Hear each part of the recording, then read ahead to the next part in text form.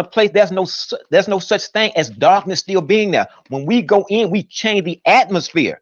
These things are dormant in us right now, but we just don't know that. So I understand what you're saying. What I'm talking about is like me in the wintertime talking about springtime. You say, I just can't see it. I just can't see it. But once again, bioluminescent beings have the qualities within them that wherever they go, they can ignite the atmosphere if they need to. When the Egyptians were in the deepest parts of the pyramid, they were writing on the walls down there, and they started doing the research. They were saying they didn't get sunlight. There was no soot on the wall. So they were wondering, how did they illuminate that atmosphere?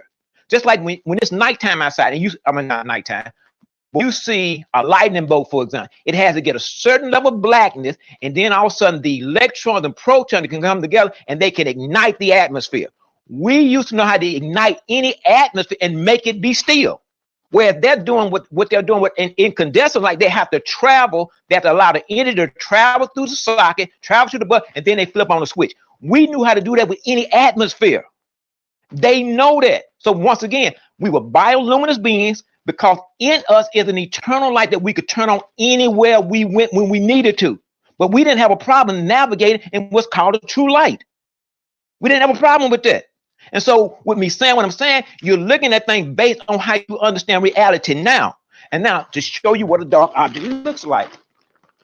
A dark color, if I give you the color green, darkness is the absence of light. When you see the color green in an object, you're looking at green light. If you start removing the green, then you start producing the color white. Now, the white color is the dark object, but they flipped the script and made us then see that the darker or the blacker a color was, they call that darkness, and then they began to make us believe that when you remove anything and making it white, they made us then believe that that was the light color. So what we have to do is, first of all, have a proper perception of what darkness looks like. Darkness is the absence or minus of any color or any vibrational energy in an object. If I remove the vibrational energy out of an object, I just produce a white color. But once again, they flip the script and they give us always animated images of white light being something, but they can't give you the, well, I don't want to say too much because we got an up and coming debate coming up. But once again, I'll just stay right there where I am. Once we understand the quality within us, there won't be no such thing as going in a dark, stumbling around. It's like having your flashlight with you all the time. The same way a firefly, what they call a lightning bug, what they call a Luciferian gene. That's what melanin is. It has the quality of doing so many different things that we don't know about, but we allowed ourselves to go to sleep for a season. But when we say at the return of Christ, that's the return of our greatness. It's going to be a truth that gets in the atmosphere. And when that truth gets in the atmosphere, it's going to make us different beings. So the number one thing that they wanted us not to come into contact with was truth. So when I start saying something like I'm saying, it's like, oh, that nigga crazy. How the hell you going to go in the dark room? I'm going to bump my head. And I understand what you're saying. But once again, you have to look at other things that have this color, like roaches, for example. They got these little antennas. They're in a dark place, but they can navigate. They use something like, I'll just say something like sonar. They send a signal off and it sends something back where they can navigate through those spaces. We wouldn't do it that way because we would have the capacity to, once again, anytime we went in any place that we considered dark, we would illuminate the atmosphere because we would have the mastery of understanding how the electrons and atoms in the place work. Just like if you give me two wires, I spark them together right now. What they call a negative and positive, I can make the atmosphere light up. Everything that they're doing with technology is what we did organically. We just are asleep and have amnesia to that information. Okay, so let's deal with your pyramids. Let's deal with the pyramids not having light, because that to me is a fallacy. Just like they said we can't rebuild the pyramids. Now, when you talk about us going back to our glory of our brain, I know we can rebuild the pyramids if we act within the glory of ourselves, because we'll see it. However, when it comes to light inside of the pyramids, they had running water at the bottom of the pyramids onto the walls. And then something that they used from the ground lit the walls up. And it's a particular type of clay that they dug out of the ground And when the light went down into the tunnels from the sun, which is part of the head missing, it lit up the pyramids. So it's not that they were using, it's like you're saying they were using their physical selves. They used the physical earth. They used water and some type of material down inside the water they used to spread light. Because they said there were no scorch marks on the walls of the pyramid. But these people worked in here during the nighttime. They used the walls, different parts of the walls with the aqueduct to light up the pyramids. So now that we have that idea now. So what you're saying about us is that we, the individual, like I'll point my finger and a light will come out of my finger. Okay, so I mean, but not your finger. That's okay, the way you're describing. No, okay. What I'm saying is that's the way you're describing. Okay, what I'm saying is when you are a bioluminescent being, there's certain things that you can just do yourself and make things up. It's like a light bulb. When you cut a switch on a light bulb, that's what's called, it have a tungsten element in it. I tell you what we can do. Look at how carbon lamps work. A carbon lamp had the capacity of making this white energy, this white light, but the white light is still carbon. So when us being carbonated beings, we have that capacity. Once again, it's dormant on the inside of it. And the only way we had to allow it to go dormant because this technology that we're experiencing right now, where energy goes down a power line and comes into your house, is converted into this, and it looks like a brilliant thing. It looks brilliant. All the stuff that you see right now, from trees to grass to animals, this is our creation. We just don't remember doing this. So when white people right now, white people have gone in laboratory and they're making elements. China has made an artificial sun. They're duplicating the trees. So we created the trees? Yes, we created the trees. We created this entire planet, not just the trees, the atmosphere.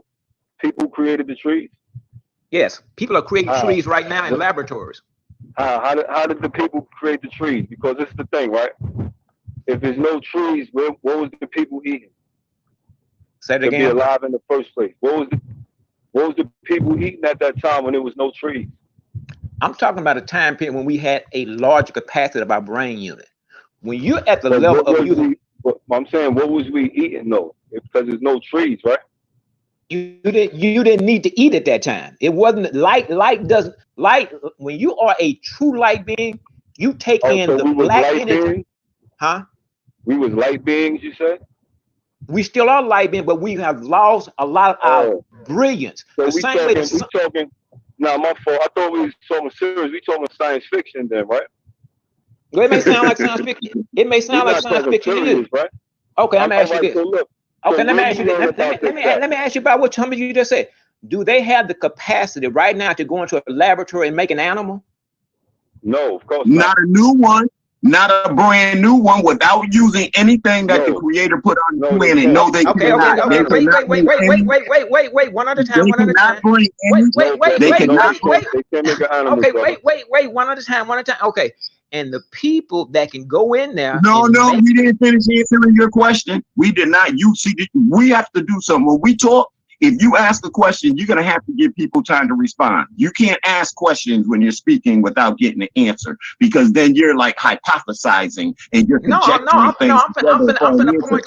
You asked us a question. We all get a chance to answer you before you go on, bro. That's only fair. That's how conversations work.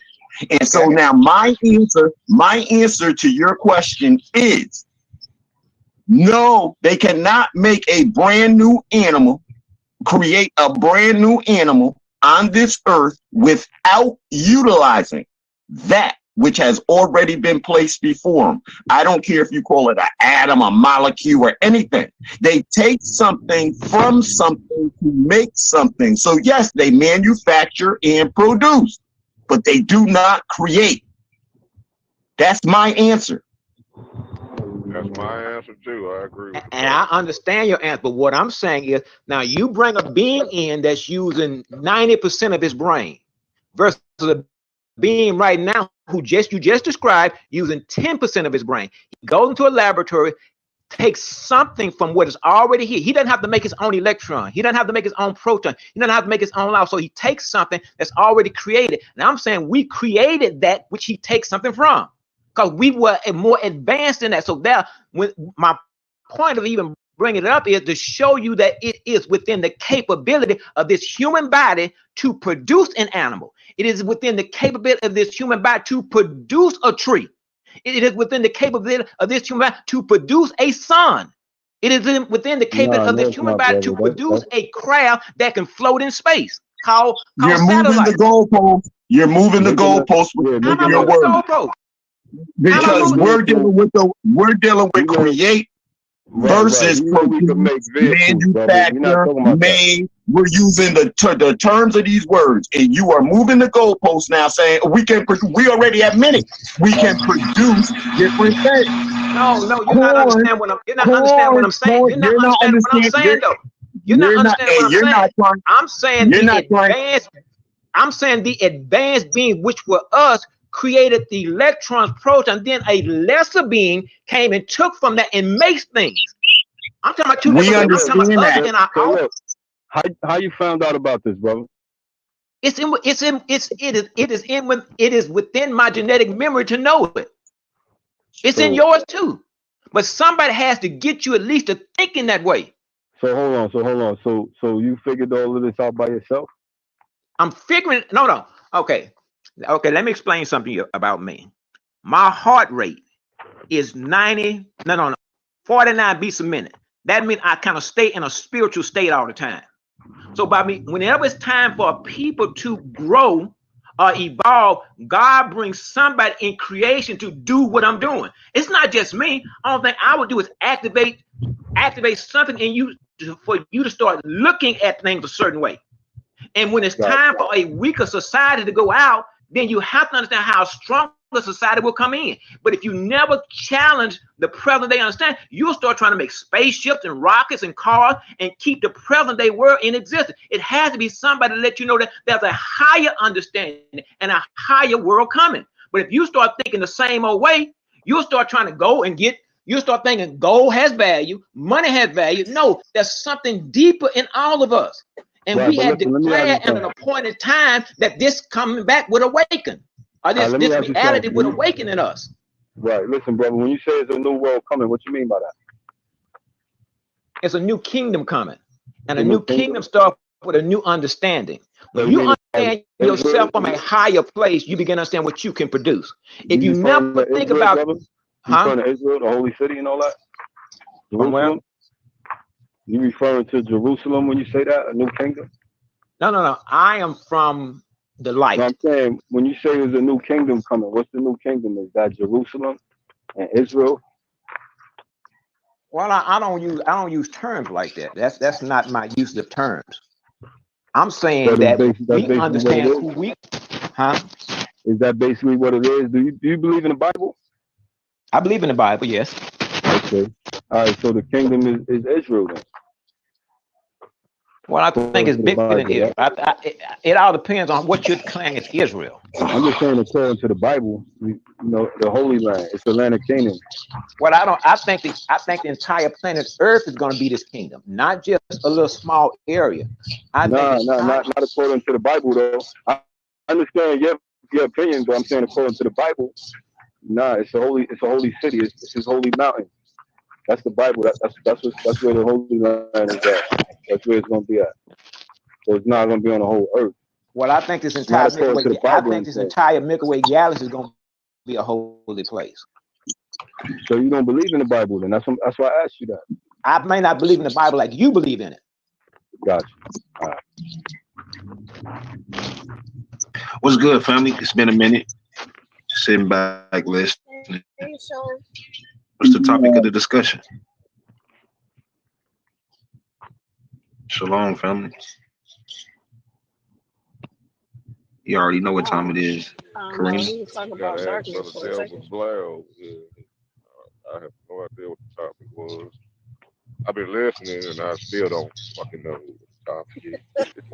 Yeah, that's hey, Neo, that's why I asked, so I didn't want to assume shit, you know what I'm saying?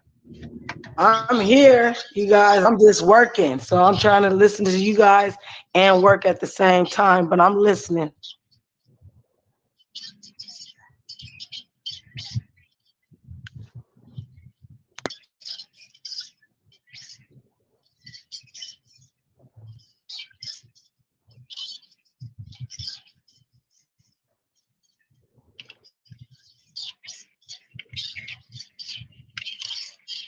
Yeah, since because once again, once we understand, I've been listening to Daryl for hella long. I don't believe in okay, what Daryl talking about. You know what I'm saying? So no matter how much Daryl say, because if Daryl can't show me a person that's already done it, then it doesn't matter what Daryl say. What matters is what the words say to me. So I understand what he's saying, or I get it, but I'm not going for it. well, I'm not saying anything that the word didn't say.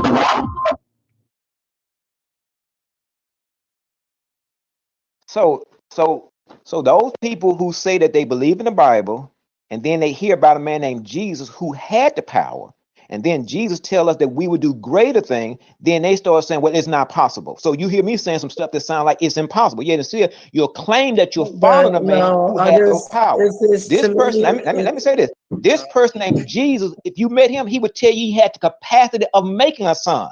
He would tell you he had the capacity of making a moon. He understood that the same source that created all of, somebody saying something? So I'm saying we would declare that we know Jesus, but just as soon as we start saying, I've accepted him, and I say, okay, in that power that you've accepted, is it unlimited? People say, well, it is unlimited. Jesus understood that when he had the Father on the inside of him, everything that the Father could do, it then gave him the power to do. Now, you who follow the Bible, you should be saying the same thing too. You should be saying, I should be able to make a universe. I should be able to make a galaxy. Because if God can do it, you should be able to do it. Now, you're going to start saying it's fantasy, but once again, this black... Daryl, yes, it sounds yes. good, right? Everything you saying, just, man, listen, if we was all in the 70s and the 80s, man, bro, you'll have a whole lot of people hoorah. But this is 2024, right? Where's this new world, this kingdom? Okay, right? You want me to show where it is? Because see, you got it, right? You got the understanding. You want me to show you where it is? Those who have the understanding, I believe that they will actually have exactly what they're talking about, right? Okay, you want me to show where it is? If you have one cell in your body that is trying to do something, that cell has to split itself and make another cell. So the did you make that cell do that? No, I'm drawing an analogy. So when you start saying you as one cell do that, I can't do it by myself. It has to be no, I don't, Daryl. I don't need no analogy.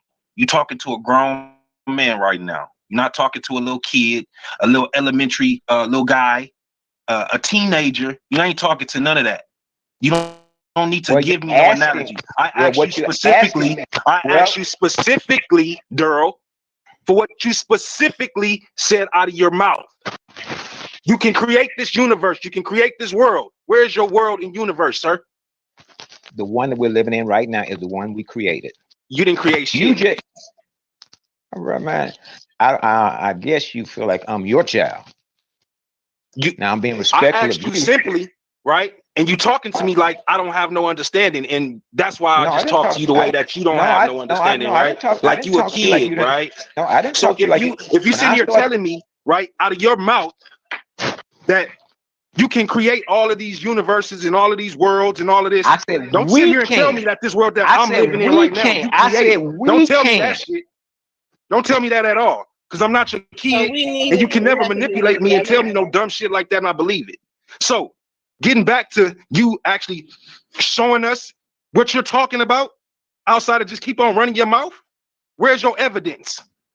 Okay, I'll show you the evidence. The evidence is people who are doing it right now with technology. Exactly like I said, man. This man ain't got no goddamn evidence. I asked him about his universe. I asked this man about his universe. He gonna tell me about some people that's doing technology. People that's doing technology. I don't give a fuck about no people that's doing technology. I asked you about your information. No, man. Where do these niggas come from? The nigga ain't saying shit, Karima. I just asked this nigga a solid question and I didn't talk over him. Then this nigga gonna come at me sideways? You know how I get out. Oh, ain't this about a bitch? I don't know where this motherfucker coming from, so now I'm retarded. Okay, I'm about to shut the fuck up and we about to see if I don't know where he coming from.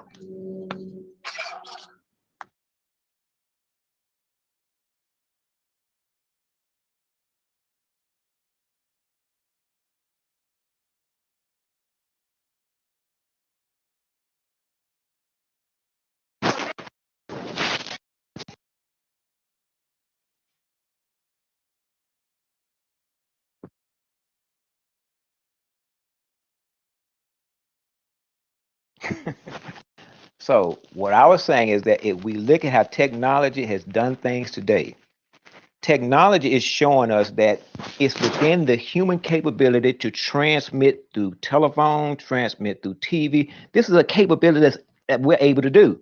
So what I'm saying is, prior to technology doing this, people organically did this.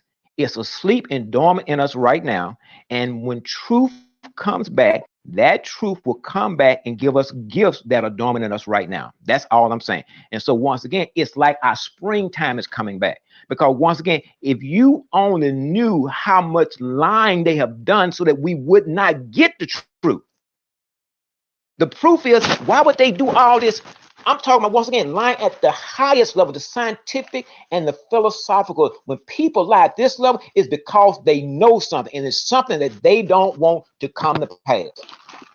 And what I'll do, I'll point out lie after lie on how they made us believe this and made us believe, because once again, they know something about us that we don't know about ourselves. And some of us just gonna be in denial. Oh no, that nigga, that's fantasy. That's fantasy. That's some science. But if I were to talk to you right now, if we was in the 1300s, and I was telling you that we're gonna be talking on a box. How much time do we got? This box, how much time do we got so I don't be disrespectful? If I was in the 1600s, bro, hold on, man. I just asked the host a question, fam. Hold on.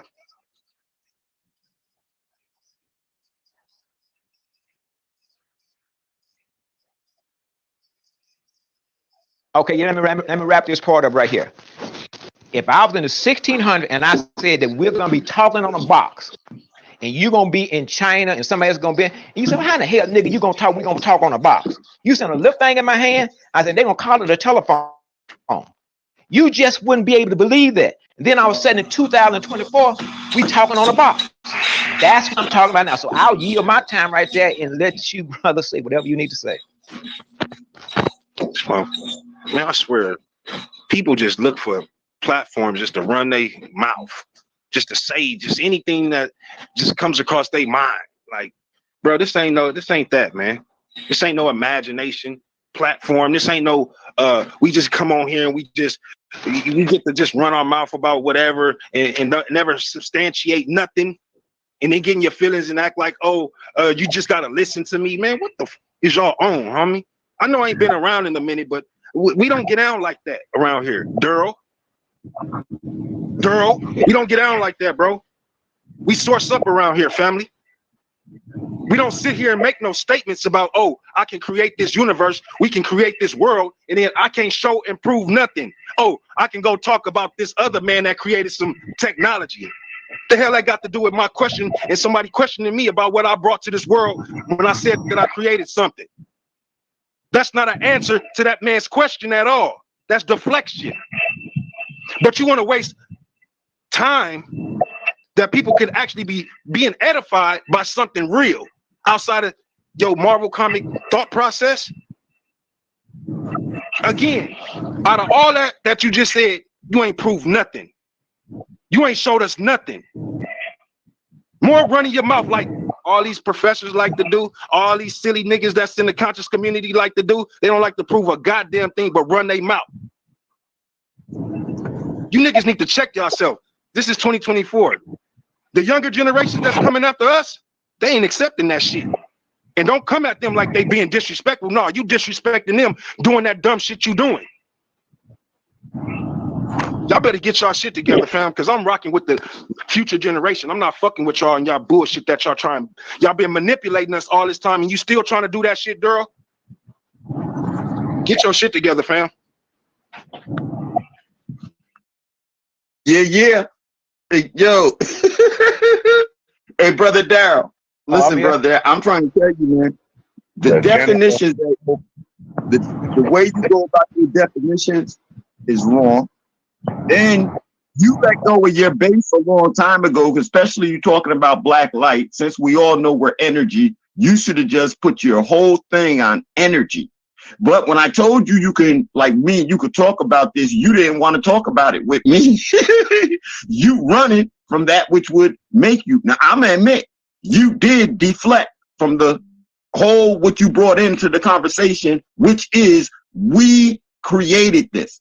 So now we're supposed to say we created this world. We created trees, we created grass, and all of us are saying false statement on that right there. No matter how you try to spin it or explain it, you're not going to prove to us that we created this in which we exist. It was created for us, and now we come along and we manipulate, we make, we produce, we manufacture, but we do not create anything, and we did not create anything. So this is where the simple, like, we're using words. What words are we really saying to each other, and what do we really mean? And we're not going to go back and forth, and I'm going to bring it straight to the line. We did not create this universe. You cannot convince any of us that we did. And a person who turns around and tries to feel like they created this universe is going to be bumping their heads up against the wall, trying to exist. So now this is where I'll close out at. On the steles in Egypt, they have pictures of light bulbs. And I agree that because of the energy in our body, we might be able to touch that light bulb and light it up if it is technologically made to our systems, so where we can touch it and we can make light. We can touch it and we can send signals. But we have to physically go touch something that somebody else would have manufactured. That they said the pyramids were some type of system of communication themselves. So I can hear what you're saying, but you keep going away from energy, and that's the part I don't understand in everything that you're talking about, Daryl. I yield the floor. Okay, I'm not going away from energy. I'm just putting a quality with energy that's black that they have been omitting.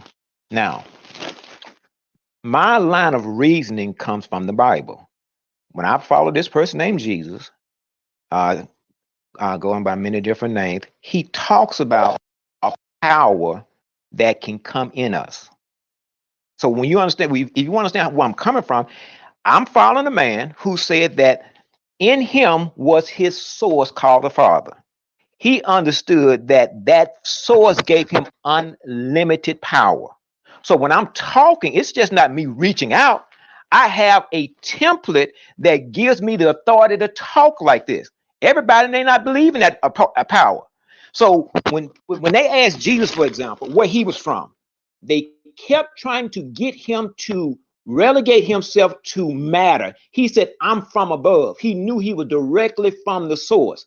He knew that that power dwelled within him. So if you were to go to Jesus and ask him, Mr. Jesus, do you have the capacity, with your Father being on the inside of you, do you have the capacity of making a sound, and from that sound you produce reality? So if he is saying it, it now gives me a way to speak. So you said I'm talking Marvel comic, but I must be following a Marvel comic book. I'm just giving you I don't want to say a deeper understanding. I'm giving you the understanding that Jesus had. He understood that once again, he was unlimited in his power because of what he was connected to. So when Einstein wrote the equation, E = mc squared, and people say it's wrong, but he was saying that even though I'm in this crystallized state, I have the capacity of interfacing with that source and doing anything, including making another planet.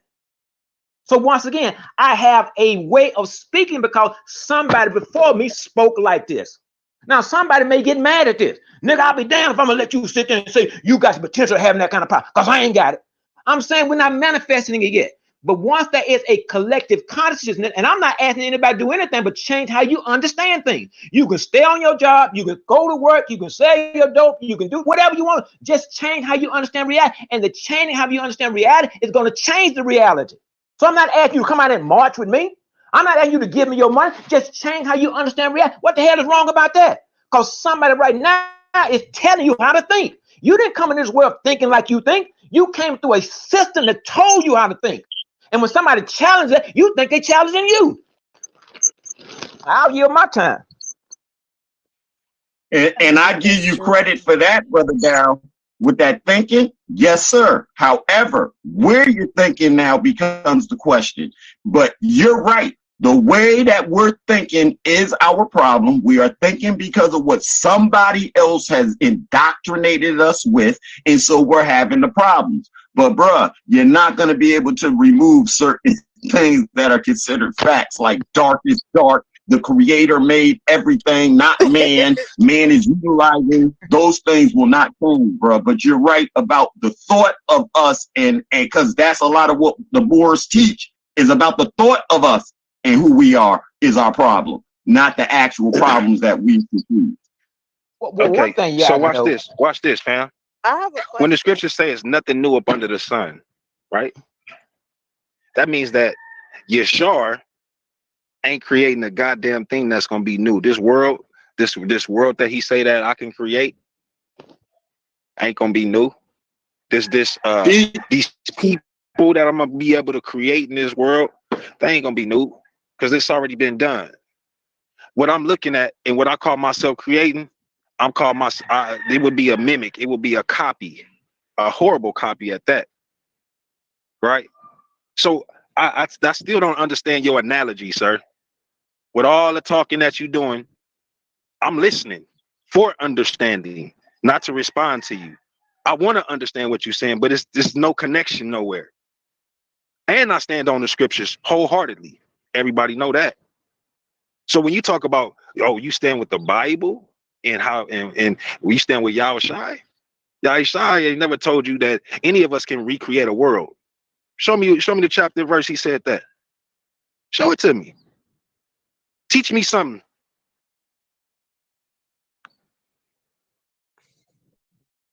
The description like this.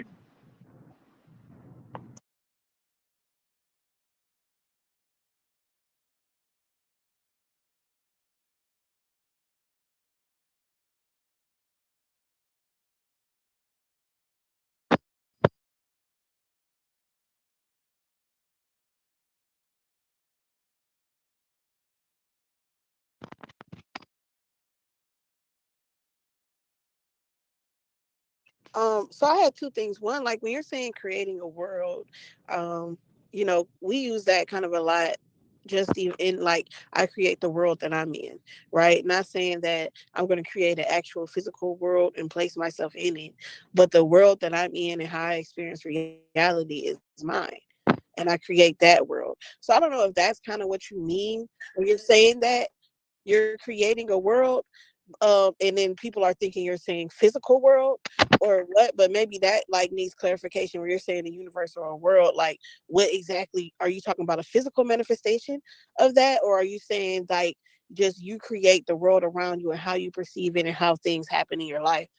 And then two, you're saying change the way that you're thinking because you're thinking about how the way somebody told you to think, but then you're also turning around and telling somebody how to think differently. So either way it goes, you're not presenting them to think on their own. You're saying, well, somebody told you how to think like that. I'm telling you, you should think like this. So either you're going to follow them or follow me. But either way it goes, you're still only proposing that somebody follows somebody else's train of thought. And that's all. This brother said that he could create a physical sun. He's talking about a physical world. He was clear as hell to me what he was talking about. He talking about literally creating a planet, trees, and all that type of stuff. And I don't think I want. I think he kind of said I was gonna ask you, have you ever created anything like a tree, a sun, a solar system or anything, but you know, I think you kind of answered that. Said we don't have these powers yet, so you're trying to teach us how to do something that you never done before. That, Okay, and you don't even know how to do. Like you don't really know how to create a world right now, or you can tell us if you do. And if you can do it, then we'd like to see you do it. Then you can teach us how you did it. But if you can't do it, you're not going to be able to teach any of us anything. We're just listening to you going off of something that sounds good, but there's no proof of it. That's what everybody's pretty much telling you. Go ahead. I yield.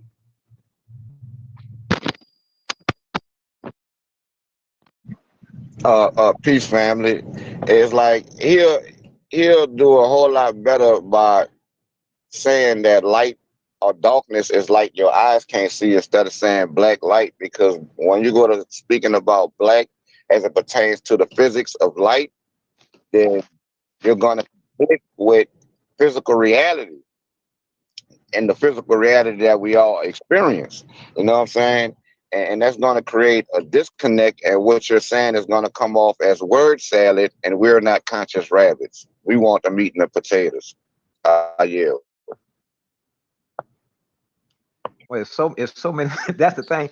It's so many things on the table. So which one do I need to address? The brother said, okay. Honey said first, we're talking about a world. Now, I believe that when we change our consciousness, and it's enough of us that changes our consciousness. And how do I get my belief? The Bible talks about 144,000. I think that's a number. But I believe when a certain number of people change their conscience, there's something known as a field, or what they call a morphic field. This field then becomes something like what they call herd immunity. Entities within a certain species are affected then by the field. Even if they don't know, they'll be affected by the field. So once we change our consciousness and enough people change their consciousness, I believe, and they prove that the planet has the capacity of reversing its magnetic polarity, whereas if it's going from the North Pole to the South Pole, it'll go from the South Pole to the North Pole. And when a reality like that happens, we don't know what type of power we're coming to. But they do know, once again, that the polarity change and the Earth reverses its rotation. So what I'm saying, a new world, we don't know what a world would be like if the Earth reverses its polarity and reverses rotation. We don't know what kind of power, we don't know what kind of atmosphere would be. But I do believe if we change our continent, it will affect that reality.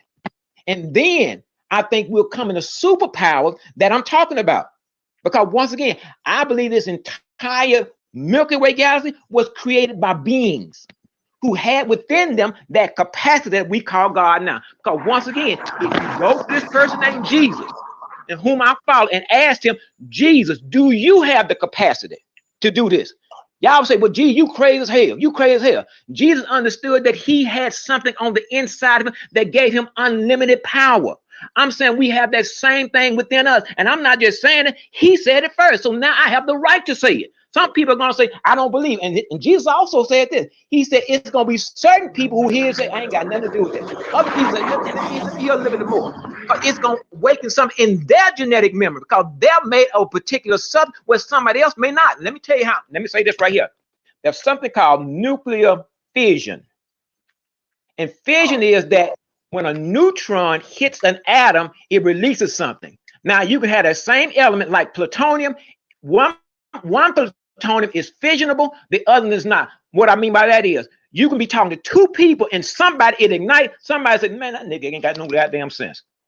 That's the way Jesus, when he came back with a certain truth, some people just ain't gonna hear it. Some people ain't going back. Some people gonna go on about their business. Some people out there gonna make them think. I'll say, wait a minute. Now, if this is true, if it's something on the inside, because one thing, I'm not trying to get you to follow me. I'm just saying it's something about you that they didn't want you to know. And when you understand that, and I understand, and we get together, we're talking about now this field can be created.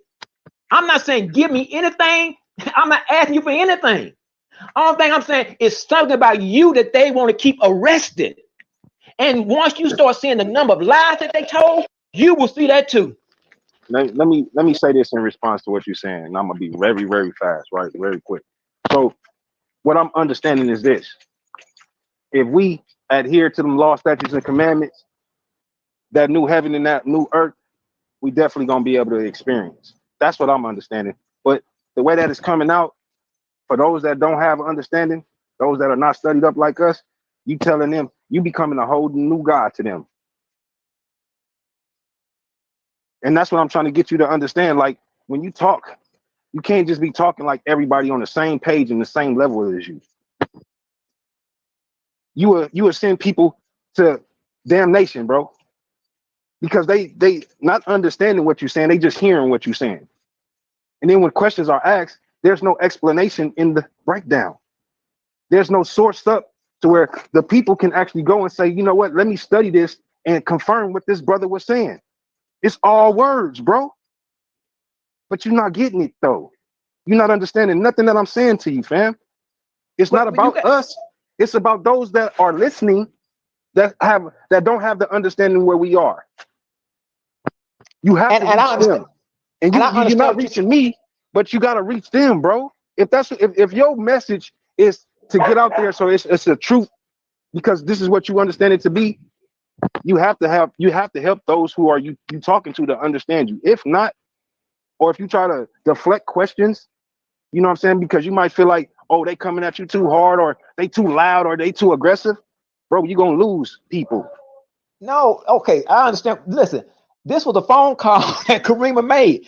I didn't know we were going to have this conversation. So if I'm talking, I'm just talking off the cuff. So no, I don't have any sources right now. But if we were on a plate, I'm showing you books, showing you in a physics book, showing you this and showing. So that it's just so much I can present right now. But if I'm doing a presentation, then you say, okay, here's the source. So you say, where's the source? I can't give you no source right now. Only thing I can do is talk to you about something, and then get your mind and say, oh, okay, is that possible? Because once again, I'm not just reaching out of something. Once again, I go back to this person named Jesus. If he was on this phone with us right now, he would be saying the same thing that I'm saying. And somebody would be saying, oh man, so you telling me, Jesus, you telling me you created this? Because he recognized he was one with the Father. That's such a oneness that you can become with the source, until that when you speak, it's speaking through you. So Jesus said that when you see me, you're looking at the source, a crystallized version. But he also said this. He said something I can't tell you because you really can't handle it, because like the brother said, sometimes when people hear that, it can throw them off balance. But most of the time, it just won't make sense, and they'll just, oh, I ain't trying to hear that. And they'll go on about their business. But those ones who is happening to wake up, they're going to hear something. Because once again, I'm not asking you for anything. I'm telling you to look at yourself in a different way. And that's what Jesus was trying to tell anybody that followed him. When Peter walked on water, he didn't say, look, I'm going to do something, Peter, but don't you try it. He wanted all of his disciples to have the same power that he had. That was his mission. That was his assignment, to make them understand that they were a representative of the Father just like he was. But they weren't going to believe that. That's all I'm doing. I'm not asking you for anything other than tell you something about yourself. And some of you gonna be saying, shit, nigga, I ain't that kind of nigga. I ain't no super nigga, man. You must be crazy, nigga. Let me go out and get my drink. Shit, nigga, I barely can't pay my bill. You tell me and I'm gonna tell you something. When somebody tell you something like, and you look at your present situation, you're gonna be saying, oh, that's just so far from what you can believe. Let me give you an example. If I were to show you an egg and crack it open and tell you that this egg is gonna turn into a chicken, there's no way you could fathom in your mind that this gooey stuff right here is going to turn into something that's going to stand up on a pole and go cock-a-doodle-doo. You just couldn't fathom. You say, so you tell me this little gooey stuff right here going to turn to something with legs, step up on this pole, and go cock-a-doodle-doo. From one stage of development, you just can't see that. But if I were to tell you, I was an Eisenhower, whoever made that atom bomb, we're going to kill 10,000 millions of people. You wouldn't believe that in that state, because once again, we're in a stage of development right now that's just not fathomable for us to see. And I know it sounds far-fetched, but somebody still got to say it, so you at least start entertaining the thought. Because this is where we used to be prior to us going to sleep and being arrested in our power.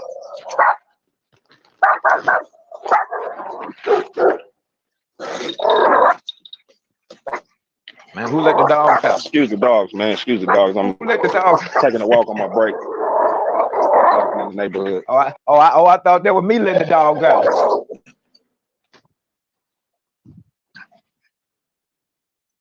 I just think that more clarity is needed. You know what I'm saying, when you're having your breakdowns, your discussions, because you don't know who gonna come on your panel. You don't know who gonna come. Like, I know you didn't know this was like that, but you just never know who gonna come up and ask questions.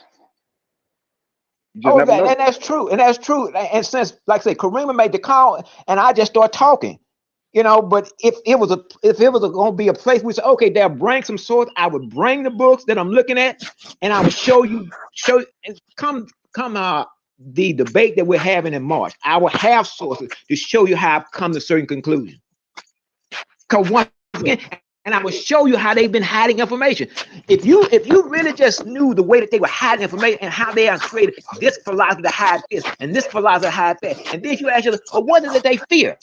What is it that they fear? It's certain elements that they know that if this element comes into contact with oxygen, it becomes explosive. They know something about us that if we come into contact with certain truth, something's going to happen for us. So that's why there's been such a campaign to make sure truth is the thing that we don't come into contact with. And I didn't do it. I'm just going to point out the elaborate maze that they have created so that we don't come into contact with truth. And you got to ask yourself the question, well, why in the hell would they say this and know it's not true? Why would they say this and know it's not? And when you start seeing the number of lies that's in place, once again, to keep certain information from us, you say, wait a minute, they must know something. They must know you got something. But anyway, I'll do my time. We got a fair debate in March. We need to come together so we can discuss format for your funeral. Because you ain't gonna be able to find the wavelength of X-ray and black being the same nowhere in no book, no source on the planet Earth. Now, like I told you, I ain't buying it unless you got abducted by a fleet of UFOs and the aliens give you some G14 classified information. You're not gonna find that matches that of X-ray. It's just not in this physical reality. And if that was the case, you wouldn't be able to see the color black because you can't see X-rays. The human eye detects a small fraction of the electromagnetic spectrum, and your human eyes can detect black. It can't detect X-rays though. You know what I'm saying? I would say it to you like this.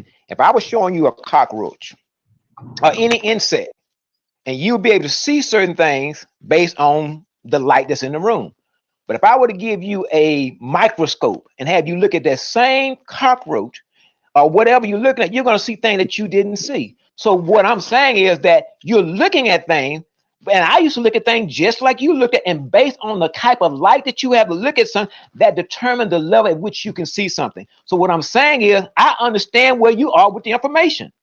I used to be at the same place with the information. Then I started looking through what would be a spiritual microscope.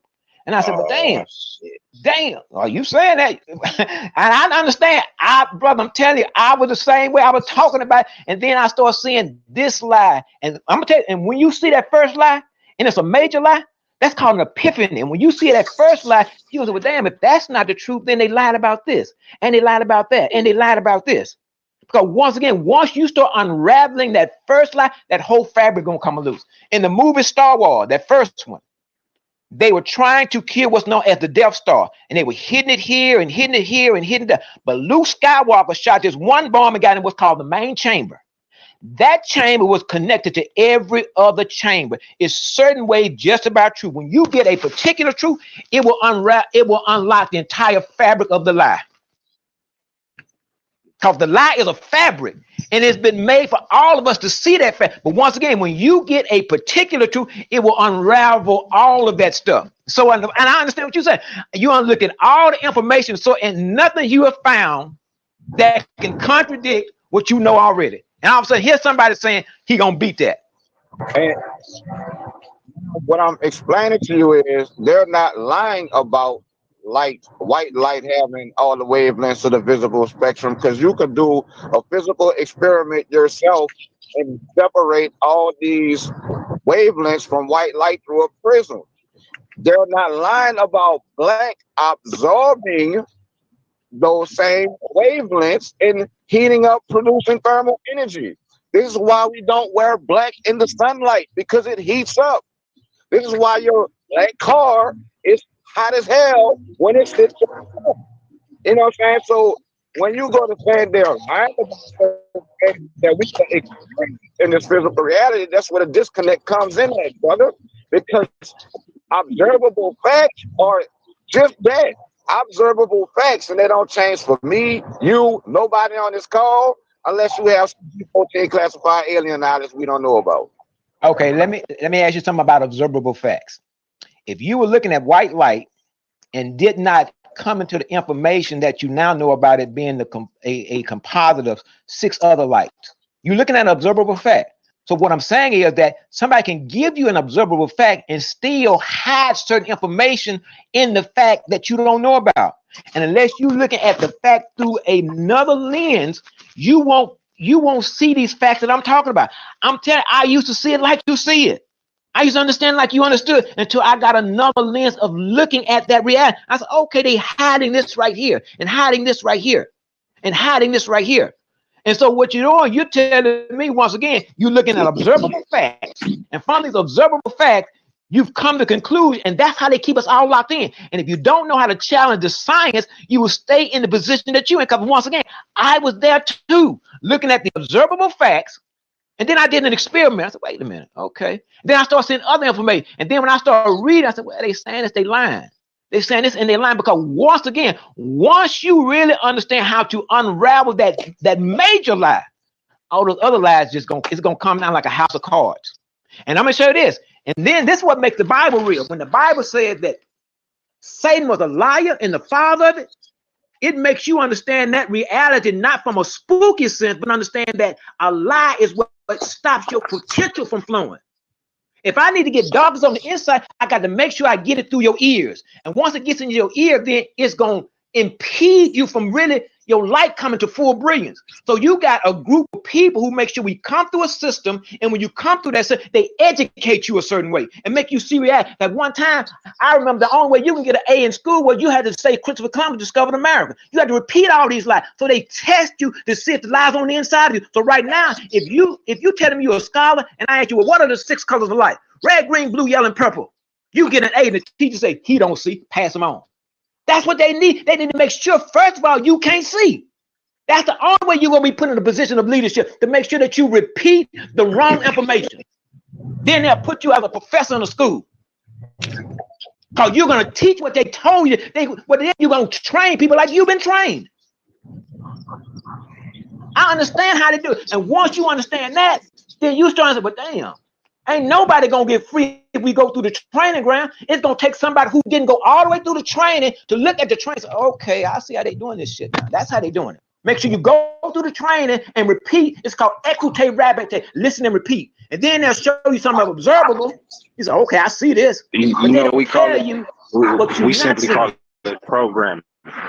Yes. That's what we simply call it. We simply call it program.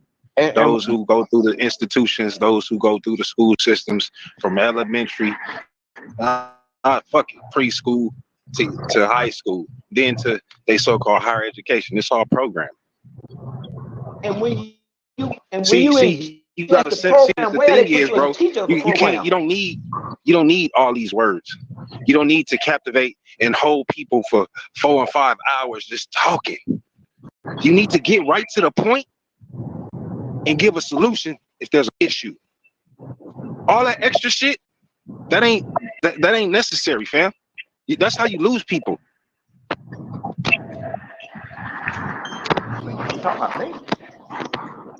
So I have guitar practice. So before I leave, hey brother Daryl, I commend you, man, on your definition and the way you are, your perception of the way you're looking at everything.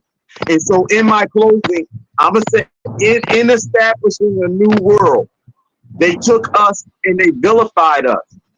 They vilified us by getting us to agree to go by the term black and agreeing with all the things that black represent. So I'm just going to show this one time to us. Every time we talk about our history, we start at slavery. Does that say that we didn't have a past before slavery? Everything when we discuss us, it all starts with slavery and someone having control over us. And part of what Daryl is talking about is the thought of ourselves. When do we describe ourselves and talk before slavery and who we are today and make all of that relate? That basically is where Daryl is coming from and the point he's trying to get across. I just think he's moving himself out because he keeps trying to define everything and us in the terms of the color black. And that's where this whole lie begins. Right. When he says they lie, yes, they lie by making me and you associate with the color black of ourselves, of who we are not, and then everything spirals from there, from the word black. So I agree with you, Dal, but I think you're using some wrong precepts to get your point across. And I'm trying to show you that, bro. Peace and love to everyone. I have guitar practice. Peace, love, brother. Great point. Great point. That's why they sold to us, making us think we're black. We are not black. Right. You know, and trying to treat the black won't get you out of the position that you are already in, because that's not who you are. You had a name, you had a nation, nationality, you had all the history of culture that goes back to the beginning of time. That was never your name. So redefining a color and trying to place yourself inside of this color and changing the physics of this color is not going to help us. It's just going to perpetuate more ignorance of self. That's it. It adds more to the program. It takes us further away from where we're trying to get to. Okay, what I would say is that when they studied black, they never saw color. They saw qualities.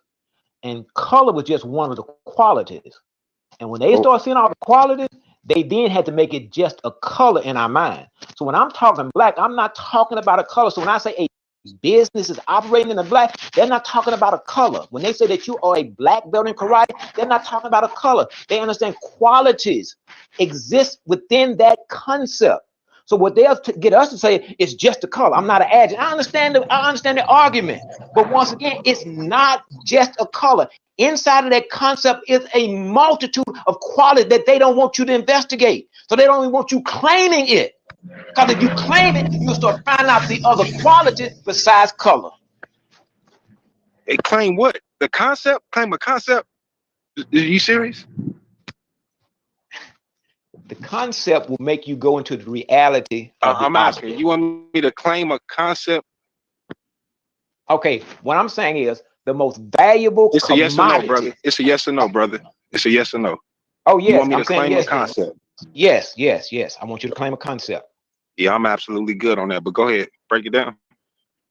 The most valuable commodity in this universe is light. And that concept is connected with light. That's what's going to increase our value in the minds of everyone. Once you see an object and it has value, you treat it differently. So that's when they had to make it demonized so that you would see it with no value. They have something called a value Wouldn't that system be a on fact? color. Once I see it and understand it, wouldn't that become a fact and not a concept? Say that again now. Once I see it and understand it for what it is, wouldn't now that'll be a fact in my life and not a concept? It'll still be a concept with facts attached to it. I don't understand how it's going to be a concept and not a fact. Okay, let me show you. White people made sure that the Whoa, hold on.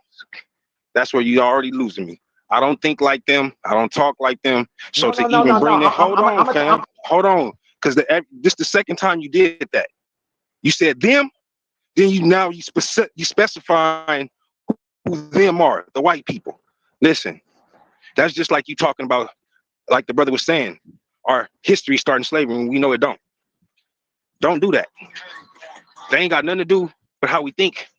At this point in this conversation where we talking, we already understand about the programming. We don't need to even deal with that no more. The issue, right? The solution to the issue. That's what we're trying to get to.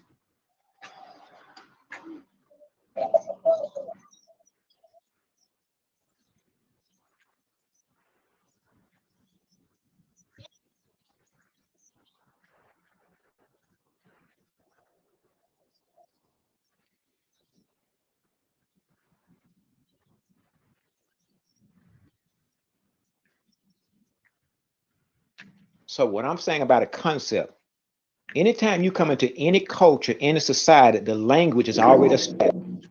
Once the language is established and they teach you about the language, you don't have no choice other than to plug into the reality they tell you about the language. So when they gave us the concept white, they did what's called a halo effect, made it angelicized in our mind. So it was designed so that we have a level of respect, admiration, and desire to either be around it or be that. Then they took the same concept black and demonized it. And they did it purposely because they understood that if they could get black people to see them as authority, they would forever rule. Because black people, your nature is light, and you're going to be attracted to anything that you think is light. So they had to connect white with light, so we would always be attracted to them. And the way you undo a magnetic attraction is you have to touch the negative pole and then the positive pole. So that's what they did with us. They made white so angelicized, knowing our nature was light. That's when Africa gave up everything, because white people came in and said, we are the gods. So they give up. It's within a black person's nature to give up everything once they see something as light. But we just don't see ourselves as light. Hopefully I'm not getting too many different points. But going back to what I'm saying, the concept has to be understood first. Once we understand that black is a concept and the qualities within that concept, that will change our reality. But it was a two-pronged program, and they put on us. Not only did they make you think you was black, they made you think that they were white. They are not white, and you are not black. And so you can't redefine black by still thinking something called white people exists. They are Italian. They are English. They are Spanish. They are, I ain't gonna say Russian because Russians don't like white people. But if you look at them, you would think that's a white person. That's the programming, brother. You need to get back to your nationality, which connects you to a language, history, and culture. There's power in that, whether you know it or not. There is no power in being the adjective. There is no power in being the adjective, brother. And this is what I want you to understand. Okay, are you finished? Yeah, I ain't say yeah, but once I start talking, I'll be done. Okay, but once again, you keep trying to get me to plug into it's just an adjective. And for me, I've investigated it further and understand it's beyond an adjective. You keep trying to pull me back to it's an adjective, and it's no more than that. And I keep telling you it's qualities to it beyond an adjective. But you keep trying to tell me, don't look at it beyond the adjective point, because that's the way white folks see it. Why do you think it's an adjective? Let me ask you, why do you think it's just an adjective? Because it describes a thing, brother, not just people. There are black trucks, there are black cars, there are black airplanes. There's a lot of black things. That is why black is an adjective. I'm trying to get you to be the proper noun that you are, brother, because that's what people, places, and things are. People, places, and things, their names are proper nouns, not adjectives.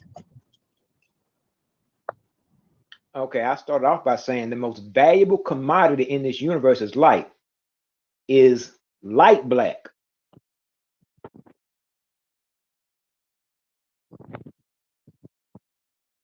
And I agree with that statement. Is where we disagree is when you try to equate that light to black. That's what I'm saying. I'm asking you, is light black? No, not in physics. Okay. It is not. And that's why a disconnect comes in there, because I know something about the light that you don't know. So I understand your position, but you don't understand mine. I mean, your position comes from an ignorant standpoint. You're ignorant to the facts of what black physically is in science. And like I told you, if we're talking strictly from a pigment standpoint, then I agree with you. Black is the first of all colors, strictly from a pigment standpoint. But black is not a photon, brother. Black is not electromagnetic radiation, brother. And when you gotta go to try to equate black to being that, then you are gonna have a disconnect, because that's not observable in this physical reality. And see, it'll go back to what I'm saying. If I discover some information that you don't have, I understand your position. But you can't understand that because you can't believe I discovered something outside of what they're saying. You can't believe that. You just cannot believe that something has been discovered outside of what you're saying right now. You say it's just impossible for you to know something.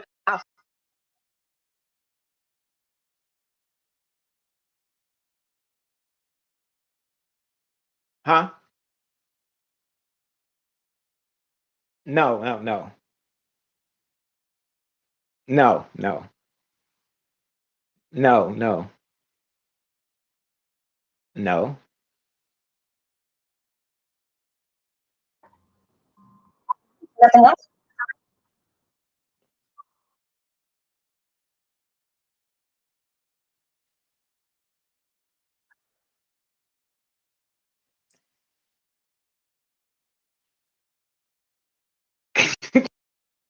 And it will when you start seeing all of the lies.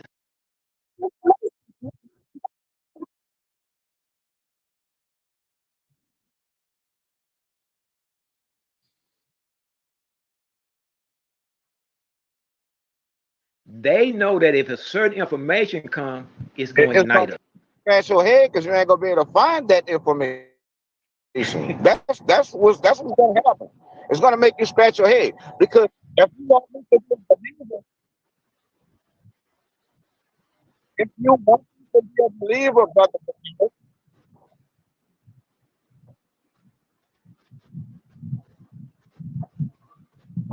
okay, go find the information and go find the information provided to all of us. Remember? Go find the information and provide it for us, please.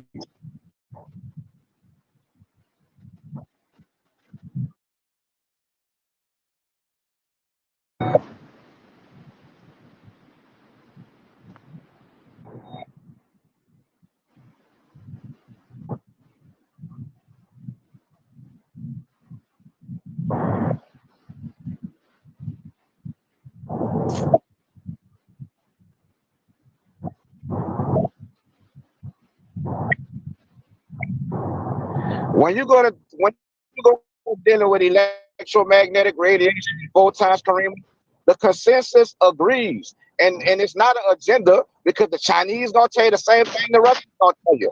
The Germans gonna tell you the same thing that the Russians just so said. The Americans are gonna agree with the Russians. The Africans are gonna go off on the Americans. Observable things are teachable. And if he wants me to be a believer, I need him to shine some black light through a prism and separate all the waves into the electromagnetic spectrum. If he can do that, then I'm a believer.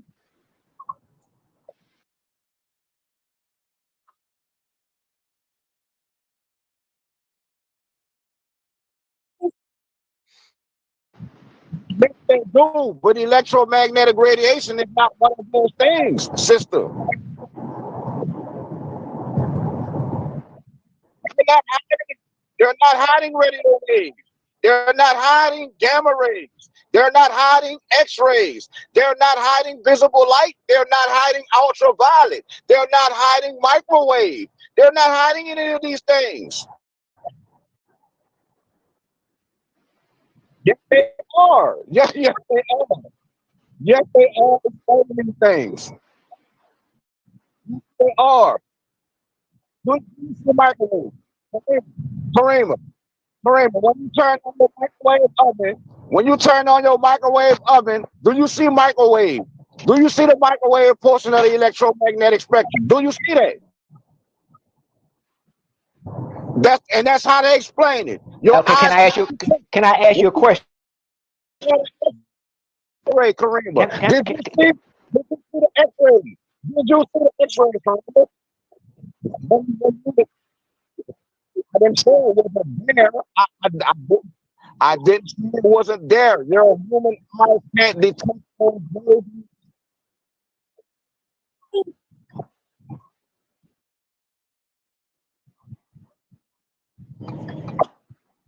I'm not telling you it's not. I'm not telling you you are not in contact with him. What I'm telling you is, what I'm telling you is, you cannot see it. You cannot physically see it. Sister. They're not lying about you not being able to see X-rays. They're not lying about you not being able to see radio waves. I got an antenna on my truck right now. Do you think I see radio waves touching that bitch? No. But I know the radio is playing.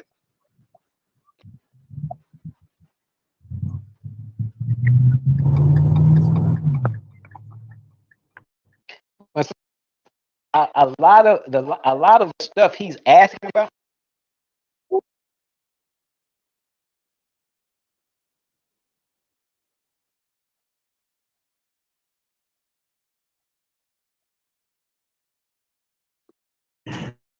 The brother Rima, the brother is saying the color black shares the same frequency or wavelength as X-ray. You can't see X-rays, but you can see black. That alone lets him know that he is in error. And if we can correct a brother when they are in error, we're going to stay stuck in the same position. That's not good.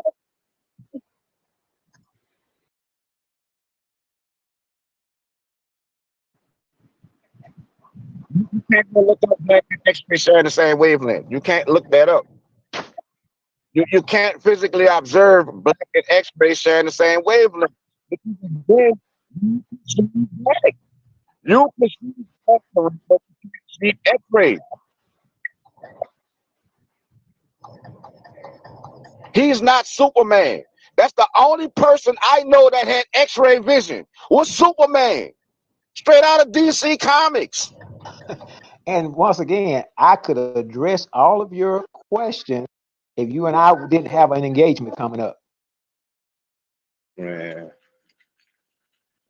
And once again, I know what your sources are saying, and that is a collective consciousness and getting the world to see a reality, just as you said. They got the Chinese to say it, they got the Japanese to say it, they got the Russian to say it, they got all of them to say that these things cannot be seen. And that's what I mean by collective conscience. When that is a collective conscious ceiling on reality, it's very difficult to break through that until you understand how to unravel the collective consciousness. Collective conscience is real. When the Bible talks about a unity that came in, they were building this tower, and it said that anything that they could imagine they would be able to do, when you get decided to agree on a certain reality, man, that's hard to undo unless you come with some information that really knows how to unravel it.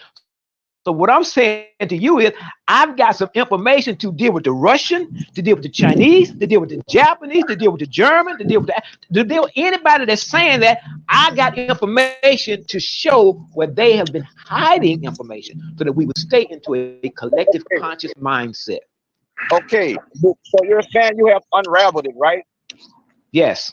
All right, I'm about to turn my camera on and point it at the antenna on my truck. I want you to tell me if you can see the radio waves. It does. See, and your radio, man, come on, man. It's crazy. If you can see X-ray, you can see radio waves. If you got X-ray vision, you can see radio waves.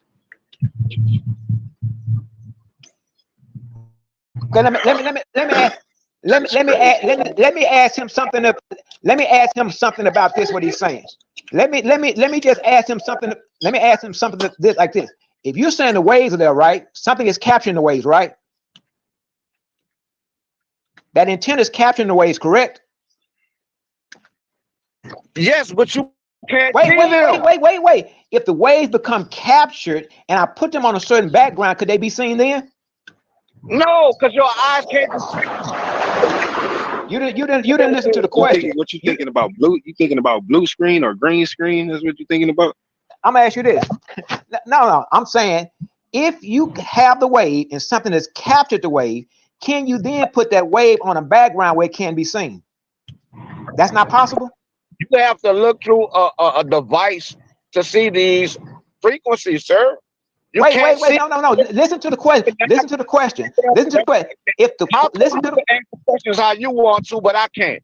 No, because you're not answering the question I'm asking you. I'm saying, if the wave can be captured, if the wave can be, I am answering your question.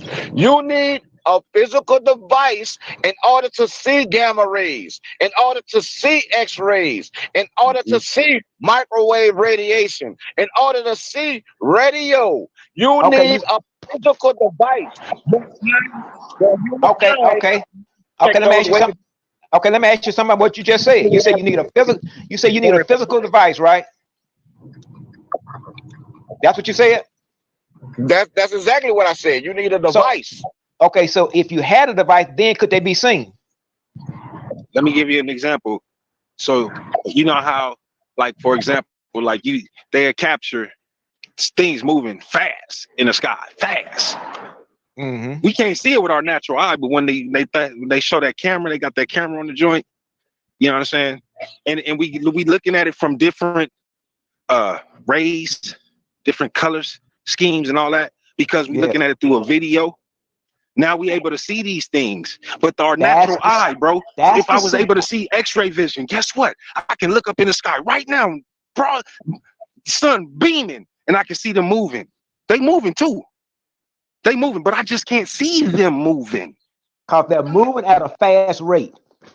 Bro, even if they slowed it down, fam, it would take the camera for me to see it. Slow down. You would never experience night. You would never experience night. Daryl, do you experience nighttime? It's crazy, bro. Do you experience nighttime, Daryl? Yes, I experience night. Yes, I experience night. You know why? Because most of the visible light is gone, and all that's left is X-rays, gamma rays, radio waves, microwaves. If you whoa, slow down. Did you just hear what you just said? Wait. Did you hear what you just said? Say that again. I want you to say that again. Don't cut me off. Let me finish my thought. If you could see gamma rays, if you could see X-rays, if you could see microwaves and radio waves, you would never experience night, because night is just not even the absence of all visible light, because there's still visible light there. It's just low visible light. And this is why you experience nighttime. If you had these powers you say you have, you would never experience a night in your life.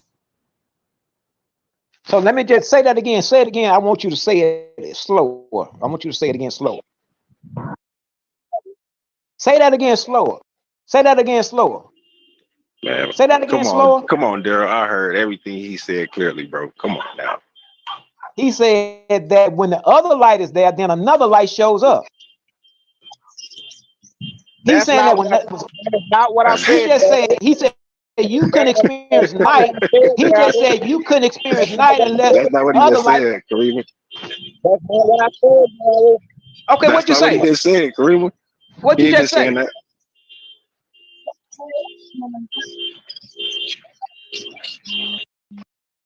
So you just said nighttime. You said the X-rays and the gamma rays are only visible when it's black at night, right? That's what you said. You said that when the sun is not there and nighttime comes, then the gamma rays, the X-rays, and all that stuff show up. So what color is nighttime? I said if you had these powers that you say you have, you would never experience night. You would never why not? Night. You experience night because of low levels of visible light. That don't mean that visible light is not there.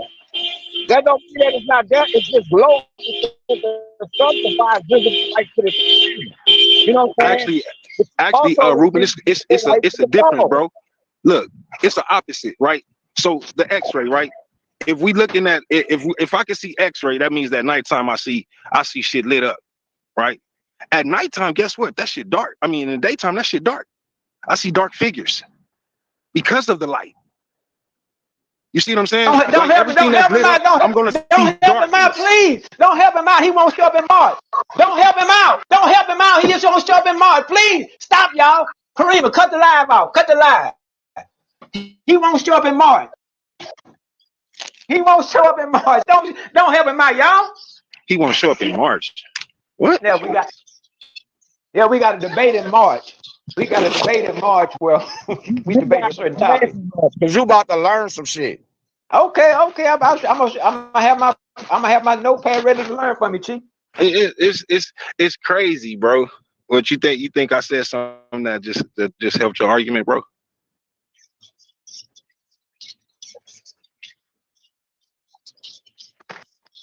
Oh, in the back chat. So I don't know nothing about that. So I'm gonna fall back from that.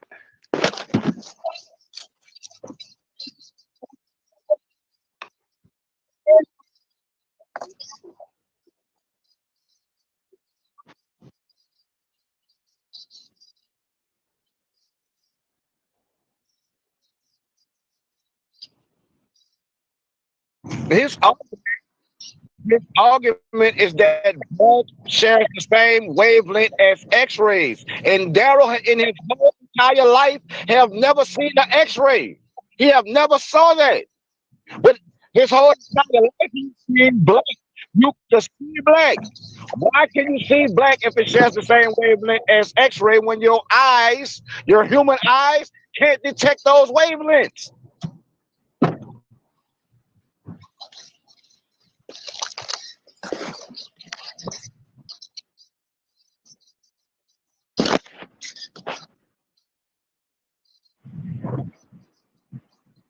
Because he made the statement black and X-ray share the same wavelength, which is incorrect.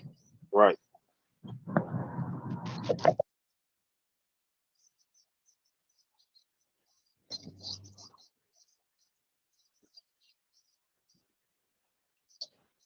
Well, we had so many things on the table. But not what he said to nobody else. I challenged him on what came out of his mouth to me. And that was that black shares the same wavelength as X-ray radiation, which is totally incorrect. You can't double down on stupid and think you're intelligent. No, I can't speak on that because I'm saving that for the debate in March. And so it's just so many things I can say, because if I say this, because I don't want.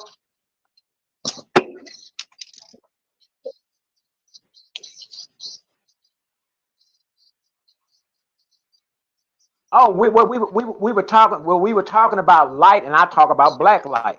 And then he said that black light cannot be in the same category as X-ray. He said because X-rays can't be seen, and I said it could. Then he said it couldn't, and I said it could. So our discussion, well, he started saying, well, black cannot share the same way. Black cannot share the same space as the X-ray spectrum. Because he believes X-rays are invisible. He thinks they can't be seen. And so my job is to show how. Don't be worried what I see for you, brother.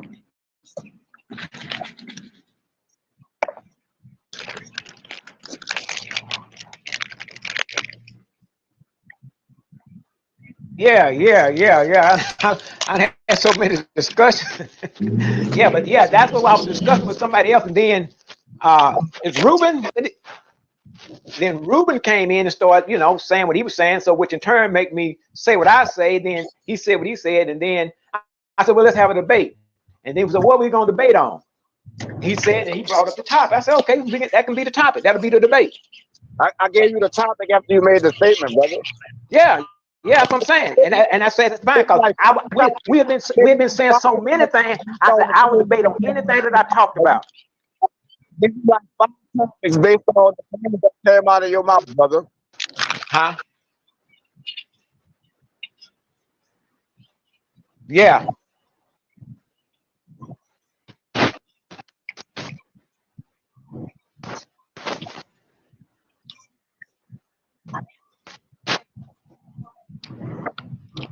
Oh yeah. When you start, once again, when you start seeing the level of contortions that they've gone through to hide this information that we're talking about, you have to ask yourself the question: why would somebody go through all of this effort to hide this, and this? Let me give you another example. It's just like when they go through all the trouble that they do to make a object white, like white sugar, white rice. They go through extra effort to remove certain things from it. If you just let rice be natural, it wouldn't be white. If you let sugar be natural, it wouldn't be white. But they go through all this extra effort to do something to it so it can hurt you. You start saying, wait a minute, well, why would you go through all this extra effort? Just let it be in its natural state. But it's some people got a vested interest in making sure certain information and certain things in this world are designed to take something from you. Because it's something that they don't want you to become. Brother, can you still find brown sugar in its natural color? Can you still find that? Can I do what now? Can you go in the grocery store? We call it groceries down here in Louisiana. Can you go in the grocery store or the supermarket and find sugar in its natural color, rice in its natural color? Can you find that in the stores in your area? Yeah, they got brown sugar and they got brown rice. Well, how is it hidden then, brother? How are they hiding it? I didn't say how. I said they go through this extra effort to denurture it and denature it. I didn't say they hide it. I said, why do they go through this extra effort to make it unhealthy for you when they can just leave it in this healthy state? Huh? Isn't that your choice to buy the bleach rice? Isn't it your choice to buy bleach? Isn't that your choice? Okay, no. What I'm saying is that brown sugar on the shelf. Okay, what I'm saying is that they go through this extra effort to create something to hurt you, and that costs them extra money. If you just leave it in its natural state, you wouldn't have to spend all this extra money to bleach it out, what they call refining it.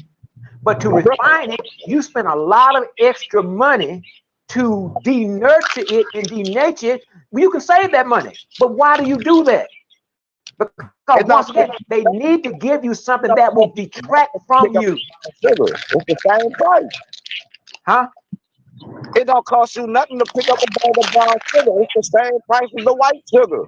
No. What I'm saying is they go through all this extra effort and expense. Because in order to bleach out something, you got to have a factory that knows how to bleach it out.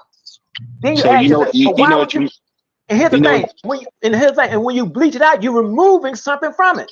Because that's that nutrient that they don't want you to have. Because they are afraid that that nutrient would do something for you. you know what you're missing in the conversation is the why. The Right. what? So like what they would do is they already understood what was natural. So the manufactured things they would place in our communities for a reason, right? And they would lower the price to make it accessible. So we wouldn't get what's healthy for us. We would get what's bad for us because we can afford it. So it was a whole scheme and a whole system on what they were doing along with the programming. And that's what I'm saying, because they knew that if your physical diet is compromised, your ability to think would be compromised. See, I can't make you believe certain things about black unless I start affecting you physically first. It becomes easier then, because if you are a person that's really able to really think beyond the lie, then they understand it all connects together. So I got to compromise your physical by giving you white milk, white rice, white sugar, white flour for all the time I can give it to you. So when the truth do come to you, you won't be able to recognize it. You got so much that other stuff in you that you won't be able to dissect the truth when it's in front of you. Let me ask you a question, Daryl. As far as the language, the ancient language you stand on as your people that you understand it to be, what language would that be? It would be symbolism. What word, right, in that language that you just stated, what word do they have for black? What word do they have for black? Mm-hmm. It wouldn't be a word, it'd be more of a vibration. And when I'm saying that is because when you see creation, you see objects. Those objects then reflect back to you a vibration. We used to know how to decode vibration. So we words knew are vibrations, Daryl. Huh? Words are vibrations, brother. You said where about the words vibration? that we speak, the words that we speak, like right now, even though it's a lower vibration when we speak this English language, it's still vibration. So it's vibration. I don't dismiss that. We both understand that. That's not the question that I'm asking. I ain't asking about vibration. I said, what does the word in your language, what is that word for black? That's what I asked. What is that word for black? And then the second question along with that is, what do that mean in that language? The word black, what does it mean in that language that you claim to be your original language? Okay. If you were asked, I'm gonna make sure I'm understanding the question right. You're asking me that concept black, what would be the original sound for it? That's what you're asking me, right? In whatever language it is that you just told me or told us. That's what I'm saying. So I'm making sure I'm understanding. What language or what sound goes with the concept black? Is that what you're asking me? No, because you keep using this word black as if it's something that our Well, ancient well, ancestors used. this, So if this I'm is just the looking. word that our ancient ancestors used, then you absolutely would understand the word that they used in the language that they spoke, and you would No, understand the meaning of it. So that's what I'm asking you. If you don't, okay. just say you don't have it, and that's cool. No, I'm trying to understand your question. You asked me a It's not question. it's not a hard question, bro. I just said it 3 times for you in 3 different ways. I don't know how Okay. else you want me to say it for you again. Okay, listen to what I'm saying then. That in order for us to communicate, there is a symbol that we call black right now. And we all agree, if we speak English, that this particular color we call black. So you're asking me that particular color we agree on that we call black, what's the original sound for it? The original name for it? Is that what you're asking? In your language, yeah, the language that you stand on. That's what I asked. Well, you sound like when I speak English, brother. Now, if you Man, ask me this is what I can't stand, man. You know what? Don't even worry about the question, fam. I'm okay with it. I mean, No, I'm you're not sure okay with it because you're making it something that it's not. You're making it real difficult. ask me So the since language I speak. since it's this difficult for you to understand my simple question, fam, don't worry Well, about you it. asked me the Hey, language I speak. I speak just let it go. English. Listen, Daryl, let it go. You good.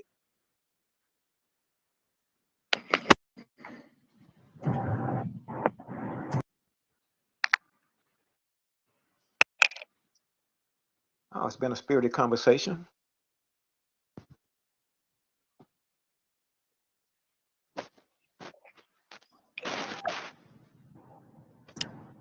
Yes, sure. Because you want to answer to the question from your culture, your background.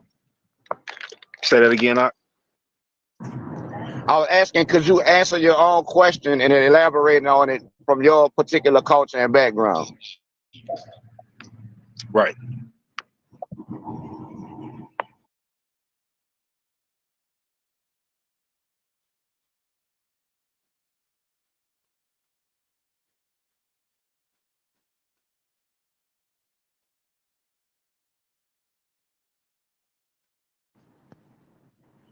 Because it's probably a concept that wasn't even used in those ancient cultures and backgrounds. For real.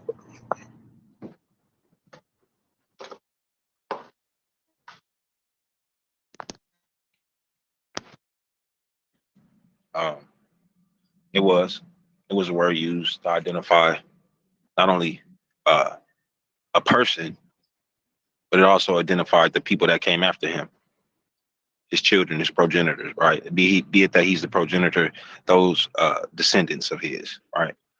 That would be Cush, Kushi, some might say, all right? But that would be our word for the color or the term or the name black that we understand it to be in English.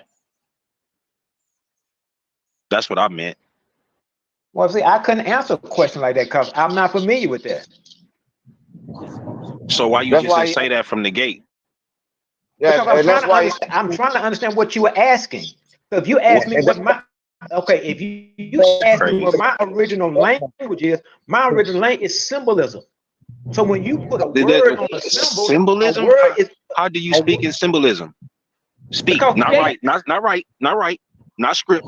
How do you speak in symbolism? You decode the symbol. What? All right, man. I'm gonna just fall back, bro. You got it, bro. Egyptians, when the Egyptians wrote on the wall, show me one word that's written. They drew pictures.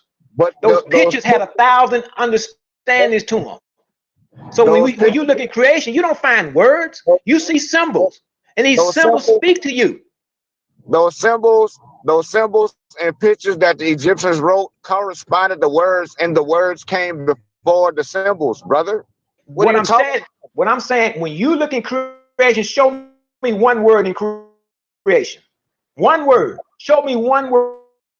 You see a tree, then you wrap a philosophy around, or you wrap a sound around the object. But when you look at creation, you don't see words, you see pictures, you see symbols, you see objects. Then you interpret the object and write truth from that. That's what I'm saying. So when you ask me about the color black, I'm gonna go back to what black actually means. Go beyond Kush, because that was found before Kush. It's gonna be hard for you to go beyond Kush, brother. It's not gonna be hard for me to go beyond Kush. That's why I'm trying to get clarity as to what he was asking me. I Do can you go know beyond that? Kush. Do you know that according to science, that life originated in the land of Kush? Life originated in the heavens. The first humans on planet Earth, on this here planet we live on, originated in those lands, brother. How did they get there? Where'd they come from? That's How did they get there? How did they get there? Where'd they come from? Who speak alien language? Huh? No, I'm not speaking. No, how did they get there? Okay, so that's non secular. If you're not speaking an alien language, why are you asking me about some interstellar beings who probably came seeded the planet? No, because what you're thinking, if you think they came from that, you think they evolved from monkeys. I didn't. You have to have a point of origin. How did they get there? I don't think that. Don't tell me what I think. Ask me what I think. No, I'm asking you that. I'm asking you, brother. How did they get there? How did the first people get in Africa? They sprung from the earth. How about that? They sprang from the earth? How? Yeah, because that's what indigenous mean. They are the indigenous Africans. That's what indigenous. Wait. Let's walk through that. How did they spring from the earth? Autochthonous. That's what that means, brother. And we're talking about the images of the first people, not interstellar beings who came seeded the planet. We're not asking you for the language of Yakub. I'm not talking about Yakub. I'm saying the language of some Martians or whatever you want to call them. We're not asking you for no ET language. I'm talking about the language of the Bible. No, I'm going to talk about the language of the Bible. I'm not talking about your ancestors. I have a point of origin for when I speak. I have a point of origin. I'm not talking about ET. I have a point of origin. The book I use called Bible, it gives me a clear understanding how it all starts. And according to the Bible, where did man come from? Did he not come from the dust of the earth? He came from light. Oh my God! Show me that is God. That is God. Because the Bible I read say man was created from the dust of the earth, like on the potter's wheel. Don't play with me about the Bible, because I come from that background too. Why are you getting emotional, man? Don't take that. I mean, you scream, man. Your blood pressure gonna get up. But I understand we do get passionate about this type of stuff, and I don't want to discount that. Blunt, calm down.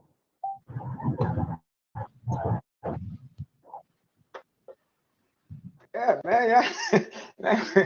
We all trying to get it right. Let me say that we all are trying to get it right. We all are putting our minds together to come to a reality. But one thing I can say, we all have been lied to. You can't sit there and disagree with me telling you man sprung from the earth and then try to quote the Bible, because the Bible agrees with that. But calm down with it. Calm down. You know, what's Adam now falling from the dust of the earth, brother? What's he not? Okay, you have to understand how I understand. Earth is a ground potential. That's not what I'm asking. Okay, does the Bible not show the man sprung from the earth?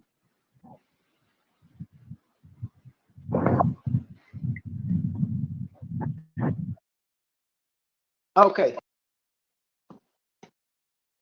If you understand how energy slows its vibration down and becomes another form of reality, it's like light slows down to become sound, sound slows down to become matter. When you had beings that were at 100% use of brain capacity, they could slow the vibrational rate down to oscillate and then come in this form that we hear right now, this form that we have right now.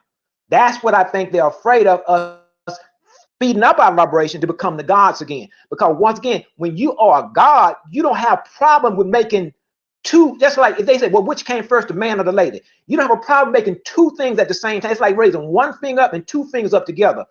When you're at a higher vibration, you don't have a problem bringing a chicken and an egg in together. Science right now is behooved by which came first, the chicken or the egg. They can't answer that question. Because once again, they start at a point of matter rather than start at the point of light. If they start at the point of light, a lot of things will get clearer from, but they can't start at the point of light because then they got to start at the point of blackness. And that's what they've been trying to deny the whole time. Because if you connect blackness back to light, blackness then gets connected with God. And then if God is this color, then what does it make us? That's the secret. And that's what they don't want known. If you ever make that connection between black and light and black and matter, then you make a connection between black people and God in a slowed down vibration to be as we are now. But we could declare that we would awaken at an appointed time to become what we used to be prior to us arresting ourselves at this stage of our development. But once again, to answer Karima's question, energy can slow down from one state to another state, from another state to another state. The same way steam slows down to become liquid, liquid slows down to become solid. But the same quality that's in the solid called ice is the same quality that's in the gas state. Now, when you look at carbon, carbon goes from a solid state to what's called a sublime state. Meaning it goes from a solid straight to the state of like light. Carbon, it skips what's called the liquid state.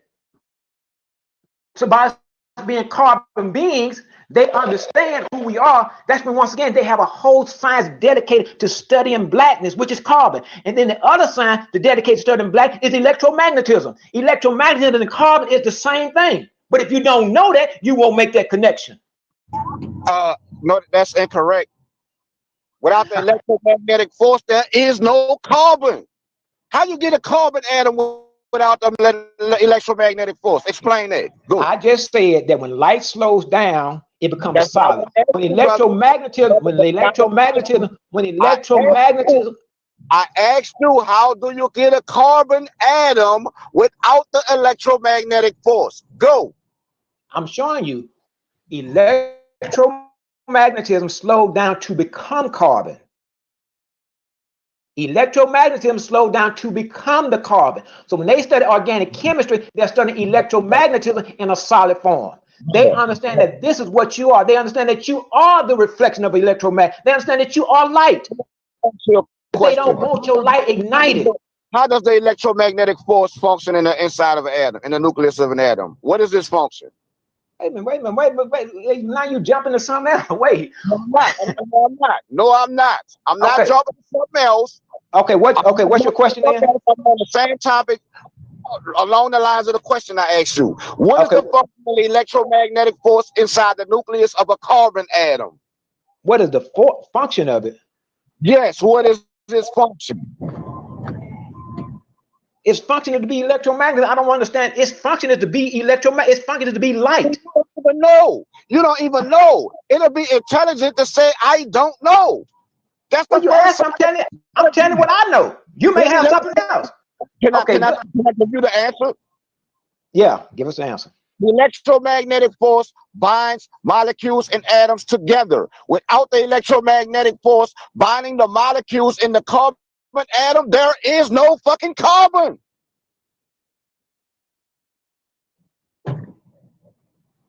Okay. It's not registering, Ru. It's not registering, bro. You're thinking about it. No, I'm just saying, okay. I mean, what you want me to argue against that? No, you need to learn how to say I don't know, brother. You won't be no less of a man by saying that. Okay. Ruben, personally, Ruben will respect you even more by saying I don't know. Okay, you asked me what the function of electromagnetism inside the nucleus of a carbon atom. Yes. Okay. When you start talking about the nucleus of an atom, that's what's called the weak and the strong force. From what I've heard according to science, it's the weak and strong force that keeps that together. That's not called electromagnetism. It's called the weak force and the strong force. It's not. Listen what I'm saying. Listen what I'm saying. Listen what I'm saying. Electromagnetism is the byproduct of something. But what holds the atom together is what's called the strong and the weak force. What's holding the protons inside of the nucleus is what's called the strong force. They don't call it electromagnetism. Audience or on the panel, you can go and look up what I said. The electromagnetic force binds atoms and molecules together. Okay, somebody look up electromagnetism, the strong and the weak force. It's carbon a form of matter. Is it? Okay. Once again, according to science, it is the strong force that they have not named. The strong force is not called electromagnetism that holds the protons together. They just call it a strong force. Does the strong force, does the strong and the weak nuclear force deal with protons, neutrons, and electrons, or is it dealing with muons and quarks and things? Wait, let's just stay with you saying that electromagnetism is what holds the nucleus together.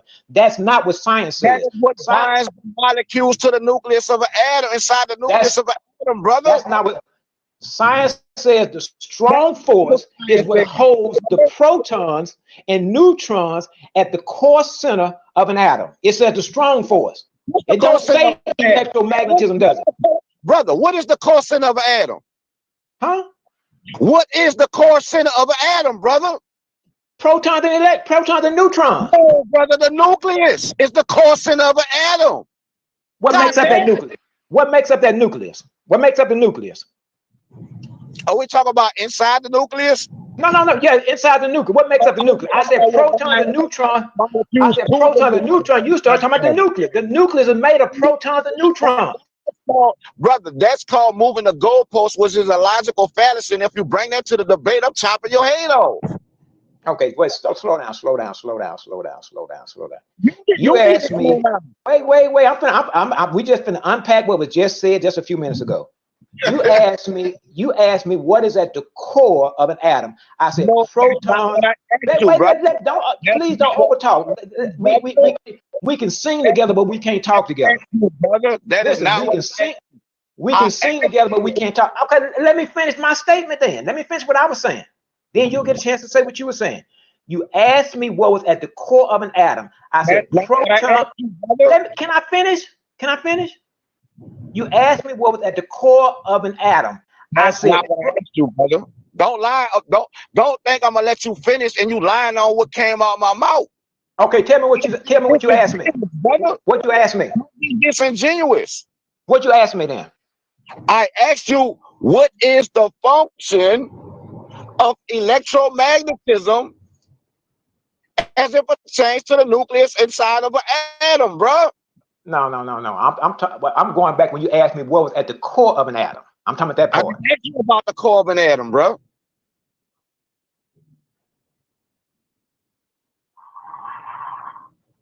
So it's a thing back here. I read it. It says, as such, electromagnetism is responsible for far more than just electricity and magnetism. It is the force that binds negatively charged electrons to positively charged atomic nuclei, ensuring that stable atoms can be formed and that chemistry, including the chemistry of life, can happen. And that's at newscientist.com. I put that in the back. Back to one of my questions, Daryl. Is carbon an atom? Is that an atom? Are there carbon atoms? Carbon is an atom. Carbon can be one atom, yes. Okay, and according to the science, without the electromagnetic force, you can't have carbon. You can't have oxygen because oxygen requires a covalent bond, which also goes back to the electromagnetic force and its function. If you don't know this, you need to friendly quit because I'm going to bust your ass come March. Okay, so what you're saying is that what you're talking about has something to do with what we're going to be talking about in March. Now, you're saying that because electromagnetism is, let me see how you saying it. Okay, let me go back to what I said. I say energy slows down to become a solid. Then, so I'm saying electromagnetism is carbon, or the same thing. I said, but electromagnetism is the slowed down version of carbon. That's what I've been saying the whole time. So you start saying you cannot have carbon without electromagnetism. I said the same thing because I said electromagnetism slows its vibration down to become carbon. I said when they study carbon, they're studying electromagnetism in a crystallized form. Brother, same thing is true. I said carbon can jump. I said carbon can go the whole entire periodic table. Brother, what are you talking about? Say what? Say what? The whole thing is true about everything on the periodic table, my brother. Well, there was more part. Okay. But guess what? You can have electromagnetism without carbon. But you can't have carbon without electromagnetism. That's a scientific fact, is observable and repeatable. I wasn't arguing that point. I wasn't arguing that. I'm saying carbon is crystallized electromagnetism. And I'm saying that we are that and they know that. That was my point. I wasn't going into what makes one. You keep trying to equate, is carbon a fundamental force? Carbon is an element. Carbon one of the four fundamental forces of the universe, brother? Carbon is an element. Which means that carbon is an element on the periodic table. Which means that it's not one of the four fundamental forces. I didn't say it was the fundamental force. I said the fundamental force. I say here's the fundamental force. Here are the fundamental forces that I know of. Okay, let me get it out. You asked me about the fundamental forces. The fundamental force that I heard of was the strong force, the weak force, electromagnetism, and gravity. And so from what the science I've read says that what holds the nucleus, the protons and the neutrons together in the center of an atom is what's called the strong force. And correct, they brother. Never gave the strong force a name, but they made sure that they understood that electromagnetism was one force, the strong force was another force, the weak force was another force, and gravity was the fourth force. She just read the science for you, brother. She read it. I have to go read it myself. Because once again, I have read that it's the strong. I heard what she said. I'm gonna go read it myself. I posted it in the back for you. I heard what she said. I also have heard that it is the strong force that holds the nucleus center together of an atom. Because you're dealing with, and I'm quite sure I can find that information too. So once I read the information, brother. Huh? When you go to the strong force and the weak nuclear force, you're no longer dealing with protons, neutrons, and electrons, brother. Huh? Okay. It explains that in that same article. It explains that too. Okay, let me make sure. So you're saying that it's not a strong force that holds the protons and neutrons together. That's what you're saying. You're saying it's electromagnetism that holds. Yes, the electromagnetism that holds the protons, neutrons, and electrons to the nucleus of the atom. Yeah. You said in the nucleus, it is the electromagnetism that holds the protons and neutrons together. No, brother. No, brother. That's what binds them to the nucleus. When you go inside the nucleus, now you're dealing with the strong nuclear force. And inside the nucleus, you're dealing with quarks, muons, gluons, and etc. Brother, wait. You can't conflict one with the other, and that's the whole problem. That's what you've been doing. You've been equating pigment to light, which is two different things. You talk about chemistry and physics. You just equated, you know what I'm saying? You just equated electromagnetism and carbon as the same thing. When carbon is an element and electromagnetism is one of the four fundamental forces. And you agree that carbon is not a fundamental force, it's an atom, but electromagnetism is, which makes them inherently different things, brother. And this is coming out of your mouth, and yet you still trying to equate them as being the same thing.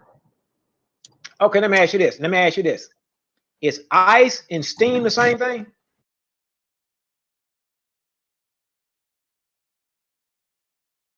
That's a question. Is ice and steam the same thing? Bro, when you go to talk about ice, steam, and water, all of them are H2O, bro. We know this. That's what I'm saying. So they're different manifestations of H2O. Wait, so you can understand my position. So if you can enlighten me on something, I'm here to be enlightened. If you can enlighten me on something, I'm here to be enlightened. So when I say electromagnetism and carbon is the same thing, but in different phases, that's the same thing as me saying ice and steam is the same thing. But I know steam comes before ice. I understand that. Then you keep trying to tell me that carbon is not a fundamental force. I'm not saying it's a fundamental force. I'm not saying you're now trying. We have the four fundamental forces turning into an element. We have never observed. We have never observed one of the four fundamental forces becoming an element. Have never observed. Okay, let me ask you something about what you just said. Then is electromagnetism a fundamental force? Yes. Can electromagnetism become sound? Can electromagnetism become sound? Electromagnetic force is one of the 4 fundamental forces, brother. Yes. Oh, okay. Can it become sound? Sound is a vibration, so yes. All of them are related. Okay, can sound become matter?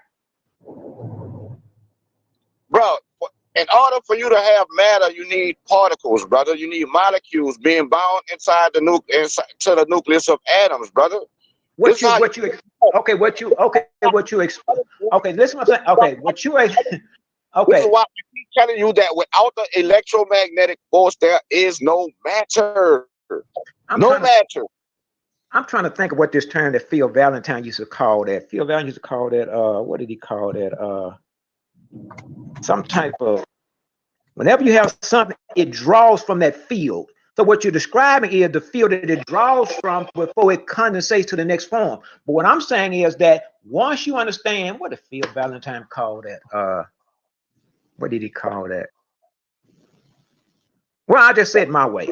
When energy slows down, it has to draw its elemental parts from that particular realm. Then it slows down and comes to the next realm. What you're talking about is it's drawing itself to become this.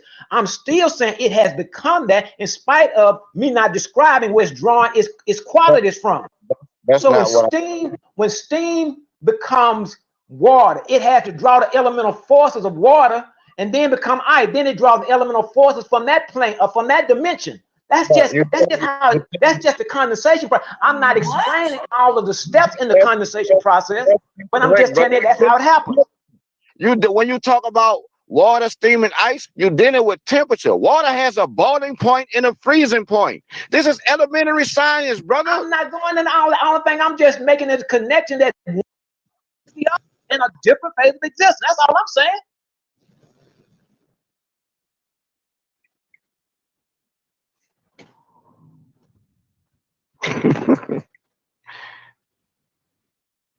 I don't know if I hear my phone is ringing.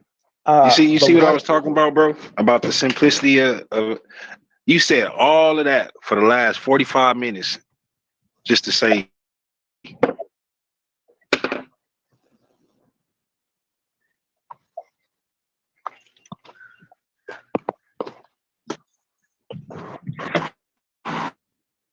but let me just say what I said once again.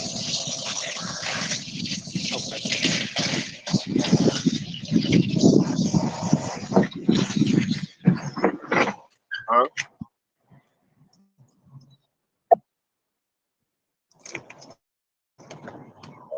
He lost me once. He said Phil Valentine. I was out. Calling from my mom. I hope I can come back in. Hold on, I got.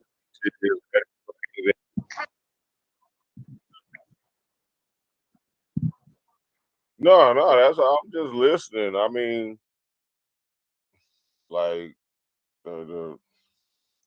I'm not really following a lot of it. You know, like the brothers seem to be all over the place, and it's not making sense to me. I can't lie, but I'm just listening.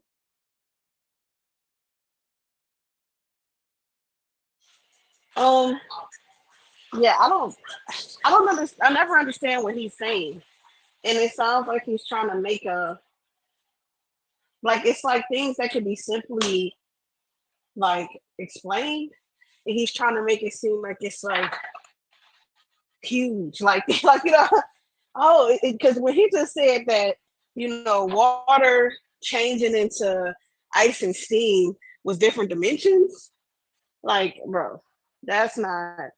I don't agree with that. So when you come in here, you're saying all of that, then it kind of takes away from the other stuff he was saying when he was talking about making worlds and stuff, because different dimensions, when you're changing the temperature of water, makes no sense to me. Oh yeah, we saw you, Daryl. We know what you look like now. Oh yeah, baby. No. What I was saying was that when you start bringing elements down from one phase to another phase, it gathers property from that plane.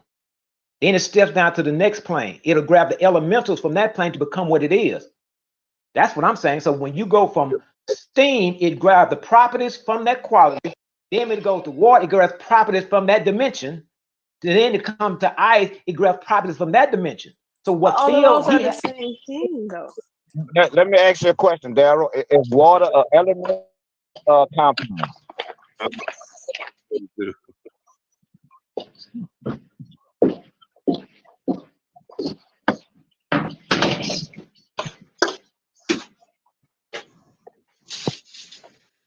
Yeah, no, I was wondering, like, because you keep saying that for the different planes, but it's all the same thing. When you break down steam, water, or ice, you're going to get the same thing out of all of those. It's nothing's going to be different.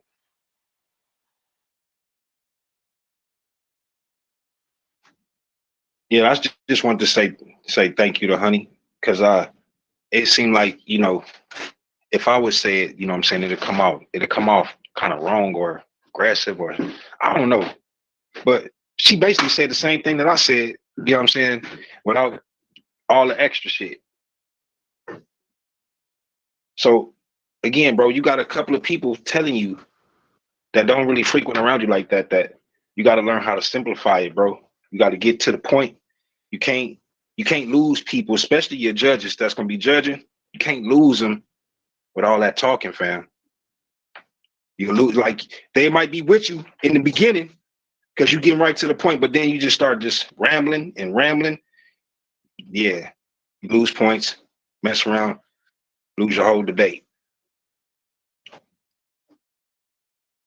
Yeah, I think somebody called my name earlier because I probably was dozing off. He would put me to sleep.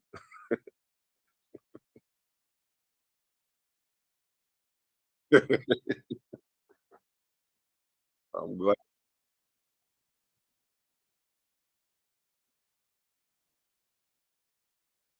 I can't even remember. I was going to sleep on that part, but what he just said, like, he's trying to say that when water, he said elements, water ain't no element. He said when water change forms, that it's going to a different dimension just because you freeze it, and then it picks up like properties from the other dimensions. Like, what are you talking about? That makes no sense to me. Like that, and I'm very good at science, so I don't understand why I'm so confused at what this brother's saying until he said Phil Valentine. Once he said that, I'm like, okay. I called him Delbert Blair earlier because that's what he sounded like. I was a little off. It was Phil Valentine. Okay, gotcha. Yeah, he loves me at Phil Valentine too. I was like, oh, okay.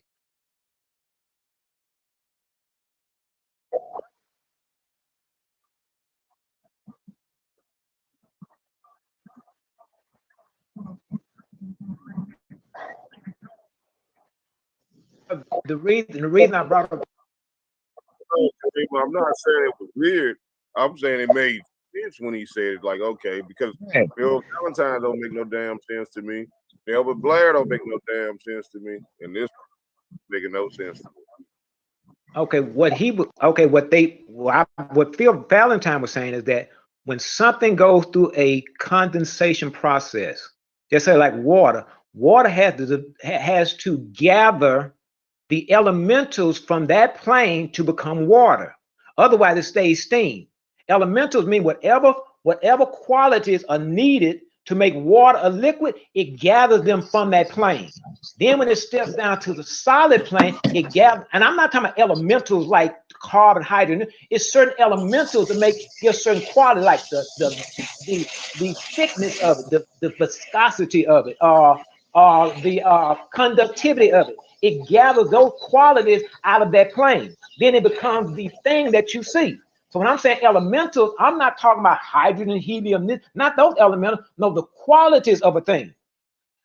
It gathers the element like color. It may gather vibration. It may gather, like I say, the density. It gathers those off that plane, then it steps down to the next plane and gather the elementals off of that plane.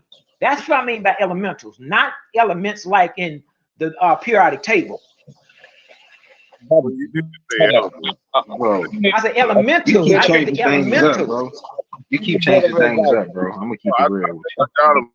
I think I finally understand what he said. He's I see saying you as brother. when We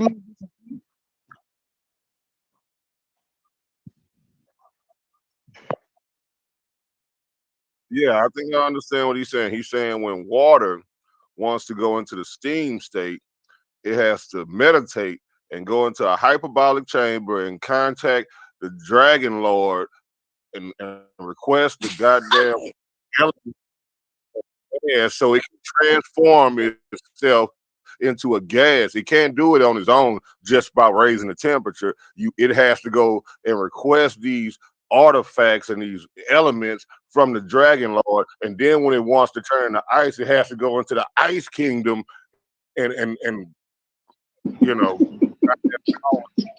I tell you what, he understands the process. He understands the process. He understands the process. He really understands the process. He understands the process. That's one thing. He understands the process. But brother, here's a pretty bit of advice, brother. If you want the people to follow you, you have to simplify that shit. And all you had to say, he just did it. He talked about the all that he left out with the Dragon Lord was pink. What that man said. All that he left out, he didn't talk about the pink Dragon Lord. All you have to do, bro, is change in temperature. That's it. The people understand you then. That's all you have to do. Water goes from steam, goes to steam because raising the temperature. Water goes to ice when the temperature goes below the freezing point. When it goes above the boiling point, it turns to steam. The people can follow that. No, he's not saying that. He is not saying that. He's saying it's not. That's how it looks to us. That's how it appears to us. But this water has to actually go to another dimension to get the ability to turn into steam and to turn into ice. It has to request this from somewhere else. That's what he's saying. What I'm saying is that there are laws that govern everything. So when water goes into a particular state, it has to also pull the elementals as well as the laws from that realm. It gather up and become, it gather up and be in that particular sub. And since we're talking about water, it gather in that molecule. Then it comes down to the solid state, because case in point, ice is more denser than water, so ice has to float, so it has to take certain qualities so it doesn't become as thick, so it can do its particular job. All these things have laws that govern them, so it gathers the laws and elementals from that plane. Now, whether you call it Dragon Lord or the Lord of that plane, I'm okay with that. Because once again, I just went into detail. Yeah, when I started off, I wasn't saying all that. But when I went into more detail, then I was like, oh, hell, where the details come from? We ain't asked about the damn detail. Now let's make fun of the detail. He said that when water had to get permission. Can I become water? Let me think about it. Come back next week and you'll get your answer. But right now, you're going to stay steamed. What plane are you speaking of specifically? Like when the water goes to this different plane, it's solid, it's ice form. What plane are you specifically speaking of? Is it something that we can see? What I'm saying is that there are laws that govern everything. So when something becomes an ice, I understand it obeys a different rule than something that's a liquid. So the plane that you're speaking about is talking about a different rule. Is that what you're saying? It has different rules, yes. I didn't ask about rules. I asked about the specific plane, fam. Don't talk about rules. I'm not asking about rules. I want to know, what plane do the water go to get to ice and then come back to this plane so that I can see that it's ice? How does that work? Okay, what I'm telling you is that there's a condensation process. I'm just using planes for communication purposes. I don't know the name of the planes.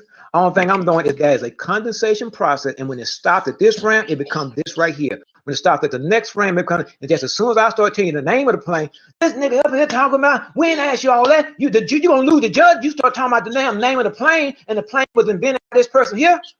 I don't know the name of the plane. I'm talking about a condensation process. How energy slows its vibration down to become something else. But when I went there, can you explain that a little bit more? Ain't nobody asked that nigga for all that. You gonna lose the judges, man. You go to a judge like that, I'm just telling you right now.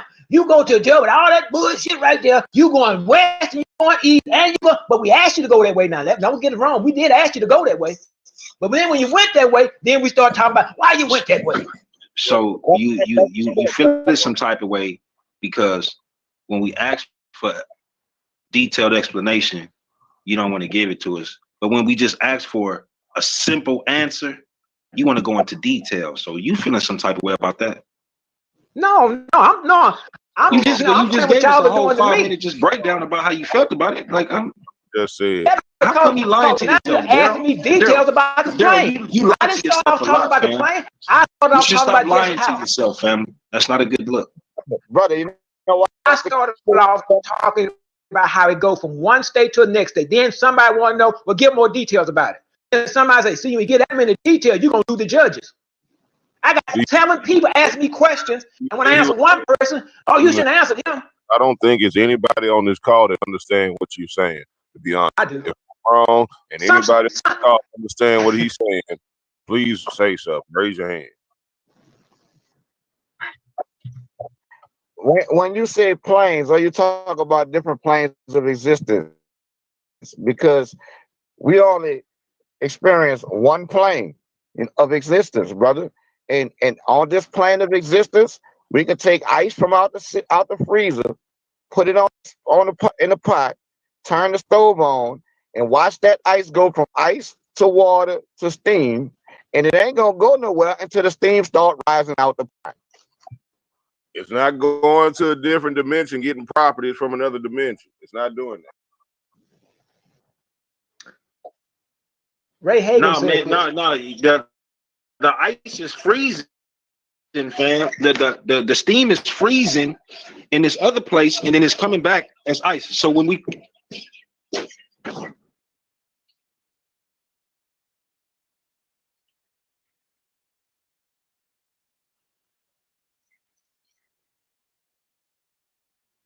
So what about when I put the water in the ice tray in the freezer and I close it? Most High talking to it. And the dragon, all this property, the ice world, the poison turn into ice. You don't say that because you put it in the freezer and you close the door. So you don't see it disappear and go to another realm and get the property.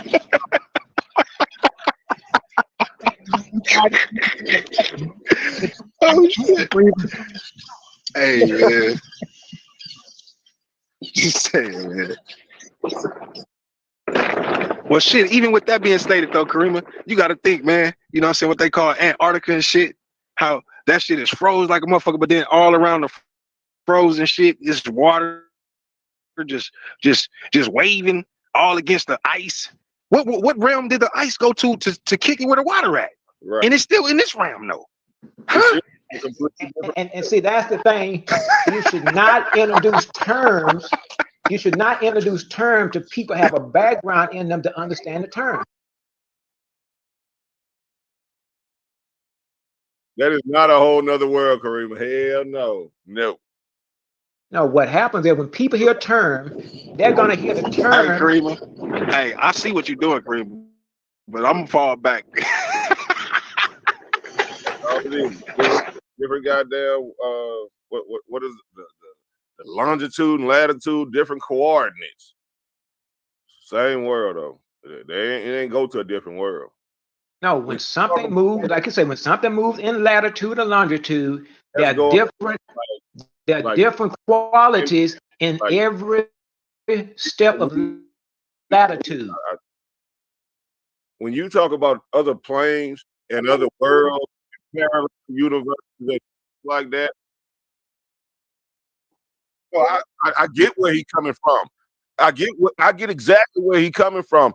I used to read Marvel comics and DC comics. I still Marvel movies and Spider-Man and all that and the multiverse and all that. That's what the fuck he talking about. The only plane of existence I ever saw was this one right here. The only world I ever been in was this one right here. The only dimension I ever been in is this one right here. And I can guarantee Daryl, the only world, plane, and existence you ever been in is this one right here. You talking about some stuff you never experienced yourself.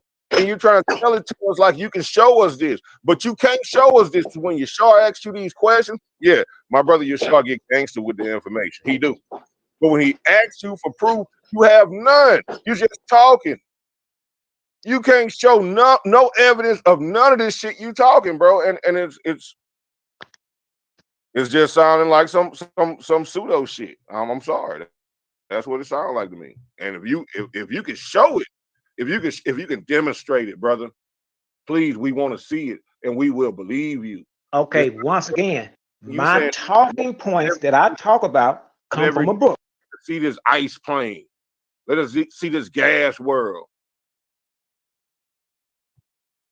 Once again, the way that I talk, a book that I read called Bible gives me the language as well as the understanding then to say what I say. So if this person named Jesus came from a particular place, which he didn't say he came from the earth, he said he came out of light. I then start explaining what's called the condensation process. The same way lightning can become thunder, but it has to go through certain steps before it does that. So when I say plane, I'm just talking about steps before it become another thing. So when I say plane, once again, y'all plane, because you're going to understand plane as you understand the word. So if I say it go from this step to this step, and each step is a plane, then if I use the word step, you say, oh, that's what you mean by step. But once again, when you introduce people to words that I have a different understanding than you have, I could say that you would all agree that water goes through a step to become steam. It goes through a step to become solid. These are steps. And in these steps, there are qualities in each step. And it can pick up the qualities within that step to become the final product.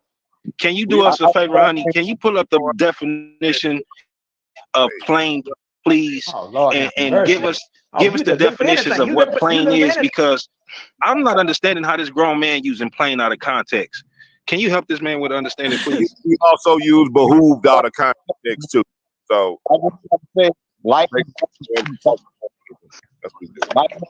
this is insane. Thunder, brother. Those are two different things, but you're equating as the same thing again. But guess what? I'm gonna tell you, when you are bringing new information, I'm used to people coming at me like that. But I'm just telling you, I'm used to it. So therefore, sometimes I do get a little, because I'm so used to people trying to discount it, trying to what's the word? Not discount it, trying to understand. That's it right there. Yeah, understand. That may be a word. That may be a word. That may be a word. Understand. And when I start bringing the information, and if you don't understand that, it's almost like I come in talking geometry, and if you don't know 1 + 1, you nigga, what you talking about? A isosceles triangle? Ain't no goddamn such thing as a isosceles triangle. Ain't no damn theorem is to prove, because once again, I don't know what each one of y'all are at. And if we're talking one-on-one, and then I can ask you step by step in question to find out where you are. But what I have to do, I have to deal with you, then you. Look at what the word plane means. So I said the word step. Now he gonna use plane, and he should have used the word step. I don't know where y'all are. So when I use a word, I don't know if you're gonna take it at the highest level, if you're gonna be able to walk me to the next step. Otherwise, I would have said increment. I would have said step. When you use the word plane, which plane? I use the word plane because certain qualities exist. When I use the word plane, I'm saying that certain qualities exist on a particular step. I asked the question yet. So when you use the word plane, there are two planes. There's PLAIN, which is a plane, like a flat piece of land that stretches for miles and miles and miles. And then there's PLANE. We're not talking about an airplane, but we're talking about like different levels of existence, the 3D, 4D, and all this type of shit. And that's going into we only live in 3D. We don't live nowhere else. We don't exist nowhere else.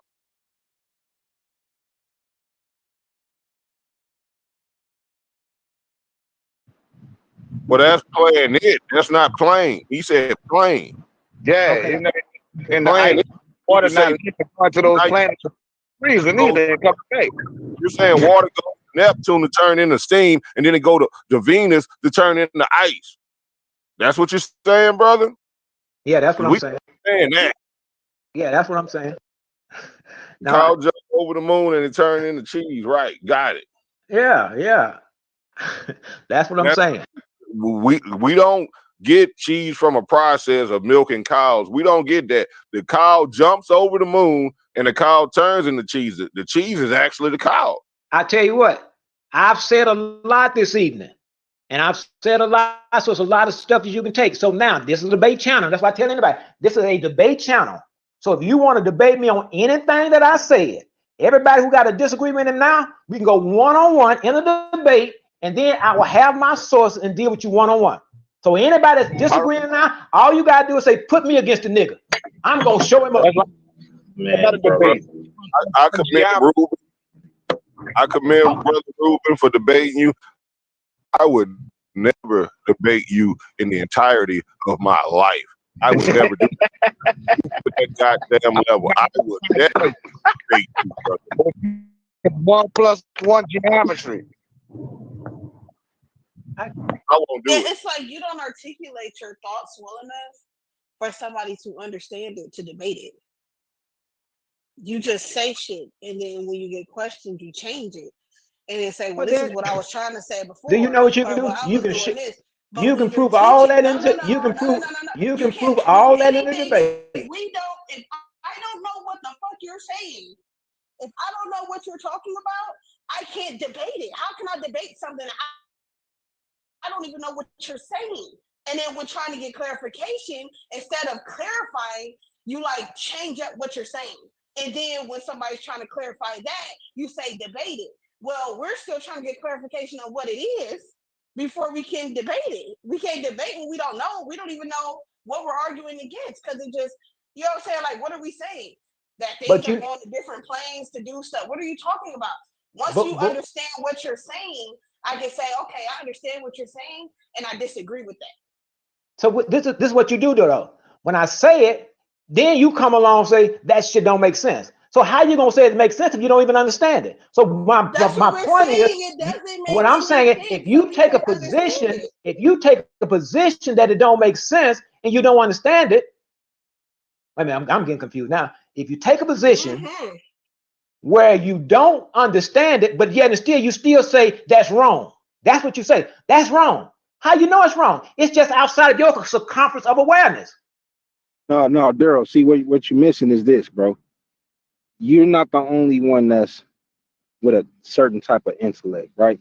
So when you're talking to people that have an intellect, like, you know, that do their own research and study, they have their own lane that they deal with concerning the topic or the talking point. So if you coming with something that they ain't never heard, how in the hell is they gonna understand where the hell you coming from if they ain't never heard it before, sir?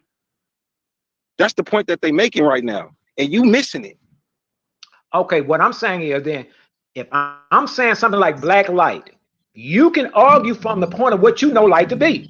Then I argue from the point of what I'm saying it is. That's what I'm saying. If you have some point you believe, so you argue from what you know, then I argue from what I'm saying. So that's what this debate is on right now. He's arguing from what he knows. I can't debate you, sir. If I don't know your argument, if I don't understand your argument. So for example, if I can't go and look up some information because you have showed me this is who you deal with, like I'll share some sources with you so you can go and fact check what that person is talking about to see if they even know what the hell they talking about. See, if I don't have nothing like that, then that means that I got to go randomly pull out shit where I think you got some information from and then deal with it. And then you won't come and say, oh, no, I don't know, who is that? I don't know who that is. But you ain't never told us who you deal with. You ain't never told us where you get your school of thought from. You just come in with information. That's not how scholarship works, Daryl. Okay, let me say it this way. Let me say it this way. At one time, it was believed that the Earth was the center of the solar system. Then this person named Galileo comes along and starts saying that's not true. Now, when Galileo starts saying, he was saying his teachers couldn't understand him, his mother couldn't understand, nobody could understand him because the entire world was, on what? Oh, no, I'm gonna go check it out. When you are the first one to bring something, it's gonna be an avalanche of people coming against you about what they already know, because what I'm doing is creating what's called cognitive dissonance. Well, you saying, wait a minute, black and light, how in the hell can that go together? Black is something you can't see. Light is something that lets you see this. So immediately there is this disconnect. But you don't know how to argue against, because what it is, I will be arguing against the people who taught you the information that they taught you. So you bring the information that they taught you, I'm going to bring the new information that nobody knows about. And then I'm going to take you step by step, though, how I got them to show you. I'm not just going to say something. I'm going to take you step by step through what's called deductive reasoning. And then once I take you through the steps, then you say, well, damn, then you show me where my flaw is in my reasoning. Let me show you where your flaw is right now. Daryl, can you see this? Your phone? It's black. Yeah. Damn, Neil, I did the same shit. I swear I did the same shit. And if his phone, who on his phone can't see this shit? We all see it. And if that phone shared the same wavelength as X-rays, you wouldn't be able to see it, Daryl. You wouldn't be able to see it, Daryl. Well, then that's what I'm saying. And because I understand it different, then that's where our debate would come in at. All you gotta do is stand on what you just said right there. I'll stand on what I'm saying. But that's how the debate comes in. You don't, no. But what you don't ever do is explain your thought. You just be like, well, no, see, because I see it different. So yeah, like we're just gonna debate. Well, what are we debating? Right? Because it has to be a yay or nay. It has to be something that you're standing on. You're not standing on anything, really. You're not bringing anything to the table other than I disagree.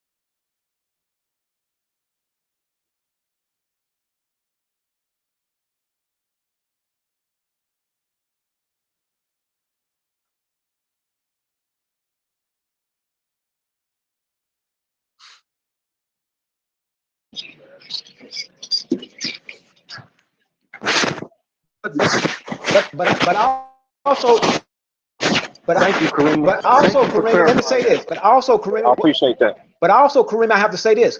When I take you to the source, I have to then show you what the source is bringing what's called misinformation. Brother. Don't worry about all that, brother. Don't worry about that. That's for us to do. That's for us to fact check. But you're asking me for the source. If I give you the source is going to say what you already are saying. If you asking me for a source about light, for example, and I say red, green, and blue, you say what is the source? You say where's the source at that shows that pigment and light is the same? I then have to show you. Only thing I can do is point you to the source that you already know. I have to then take you to the source and unravel the lie that they put that the source is saying. And that's the part I can't do over the phone because you're saying, well, where's the source? I'm the source to show you that. This is this is why we have debates, girl. This is why we set up the debates, so that we can simplify it for everybody. My fault.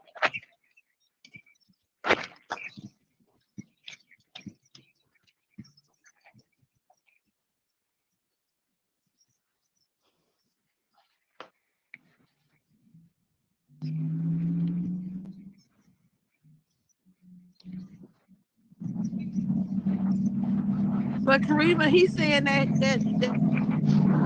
he's the one that knows that. Like basically, you're not gonna find a source besides him. Okay. Yeah, but he's saying he is. That's what he's saying, though. Okay, now this is what I'm saying right here. I gave the example of looking at something from the natural eye as versus looking at it through a microscope. The microscope is going to allow you to see something that you didn't see. So if I take you to the source, and if you're not looking at it through a microscope, you're still not going to see it because I'm saying they're hiding information. And so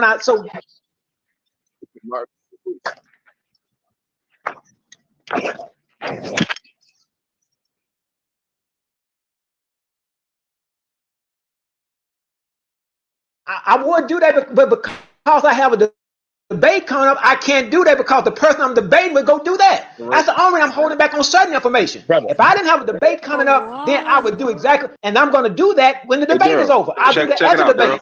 It's like this, bro. If you standing on factual, solid information, bro, it don't matter who have the information because nobody gonna be able to debunk the facts, bro. It don't matter. It don't matter. I didn't say. That's why I keep giving you my sources.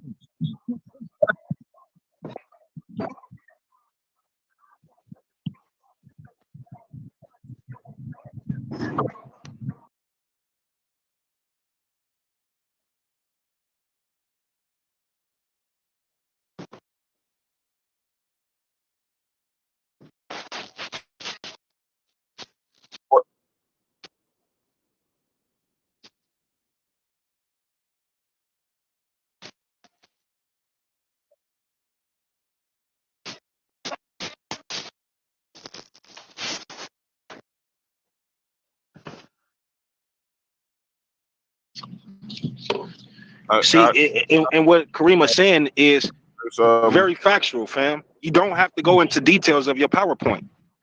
But to be able to give the author and the title of the source that you get your information from, there shouldn't be a problem with that. It ain't no source. Yeah.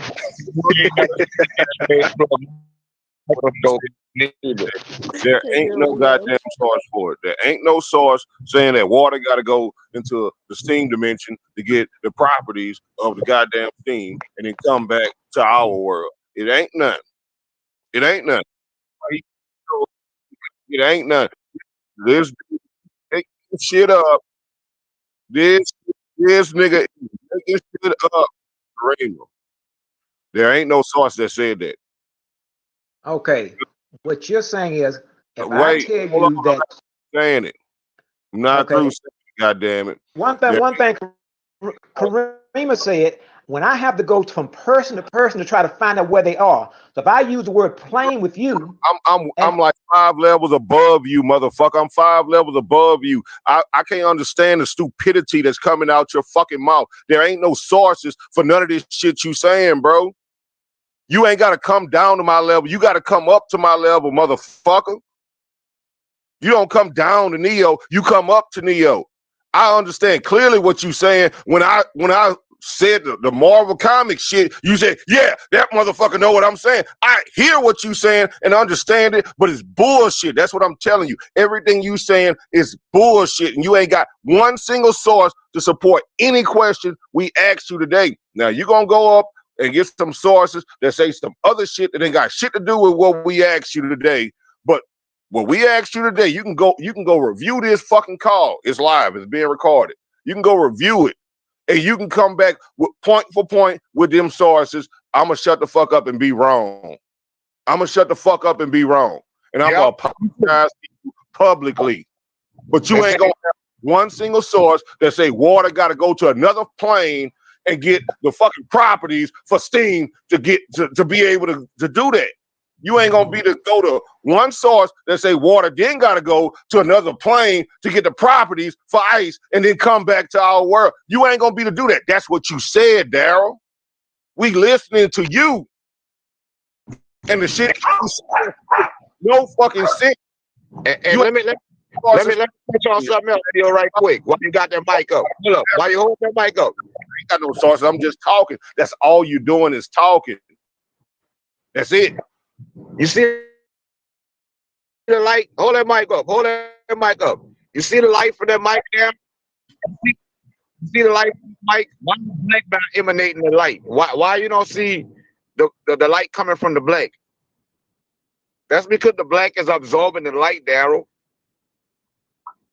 Yep. Well, I don't have a response for that.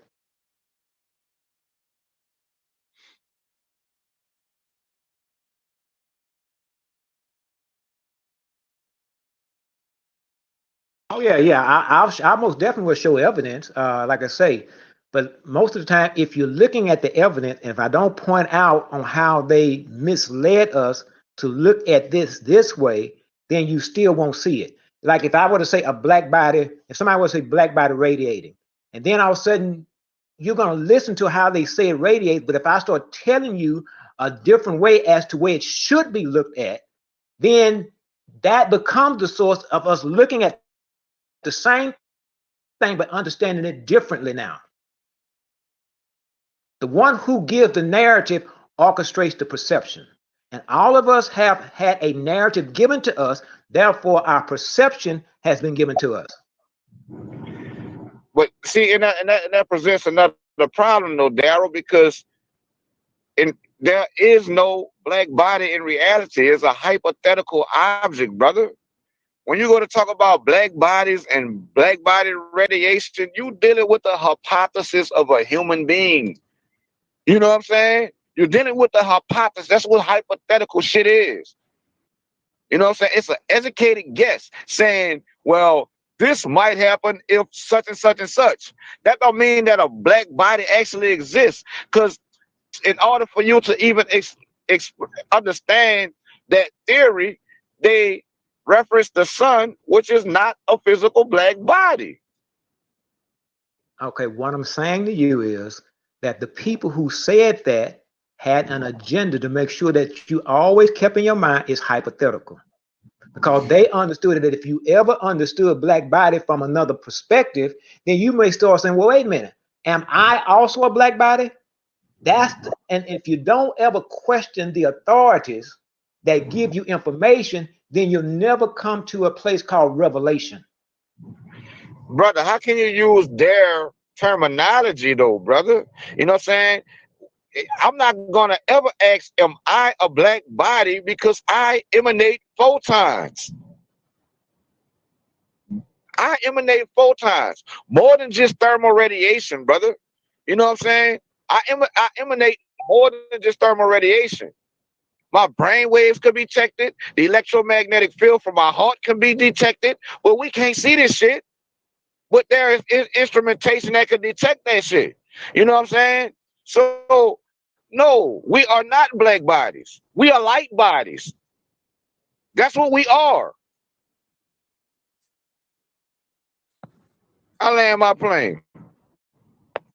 Yeah, bro. I know you heard of our ancient ancestors saying something like we light beings. You see what I'm saying? Never. We are dark beings. Like I have yet to be able to read something like that. And that's why I initially asked you about the language, and then you told me you spoke through symbolism. And I have yet to even come across in my study. I'm 45. I'll be 46 this year, where ancient people said that they spoke through symbolism. Now I do understand scripts, but then in the scripts, guess what? Those symbols are expressed with words, right? Like words, like I'm speaking now. Vibration. Those symbols are expressed like that. So when you say your ancient ancestors or your ancient people spoke in symbolism, I absolutely have no understanding of what you're talking about. Can I go back to what Dialect, but even that correspond to words. Can I go back to what the brother said about? Yeah, I want to go back to when the brother was talking about black people got all these superpowers and this, that, and the other, right? And because of the blackness, we got all these superpowers. He gave himself an out when he was saying that. He gave himself an out. He said he needed all our black ass to join forces with him, or his fucking power won't work. And I don't like that. That ain't gonna ever happen. So you ain't never gonna produce no evidence. The minute we ask you, can you show us some power? Well, I ain't got no power because y'all niggas don't want to change the way. No, that's pimping at its finest, Daryl.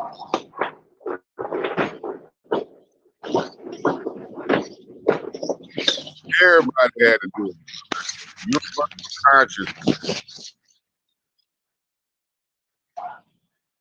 Man, I'm just If you look and at how Karima, you know, it don't be no disrespect never on your panel, sis. Like for real. But if you I, you understand, know, I if be you having know issues sometimes with these brothers get to how talking the human sideways. body works,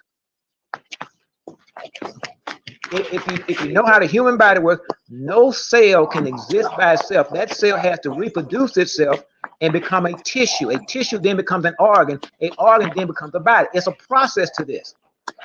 And so when the Bible talks about a certain number of people coming together, it knew that it took a certain number of people to bring A, B, and C in. So once again, I'm not speaking something that I'm not connected to. I'm speaking something that gave me a template as to how to first of all see it and then how to understand it.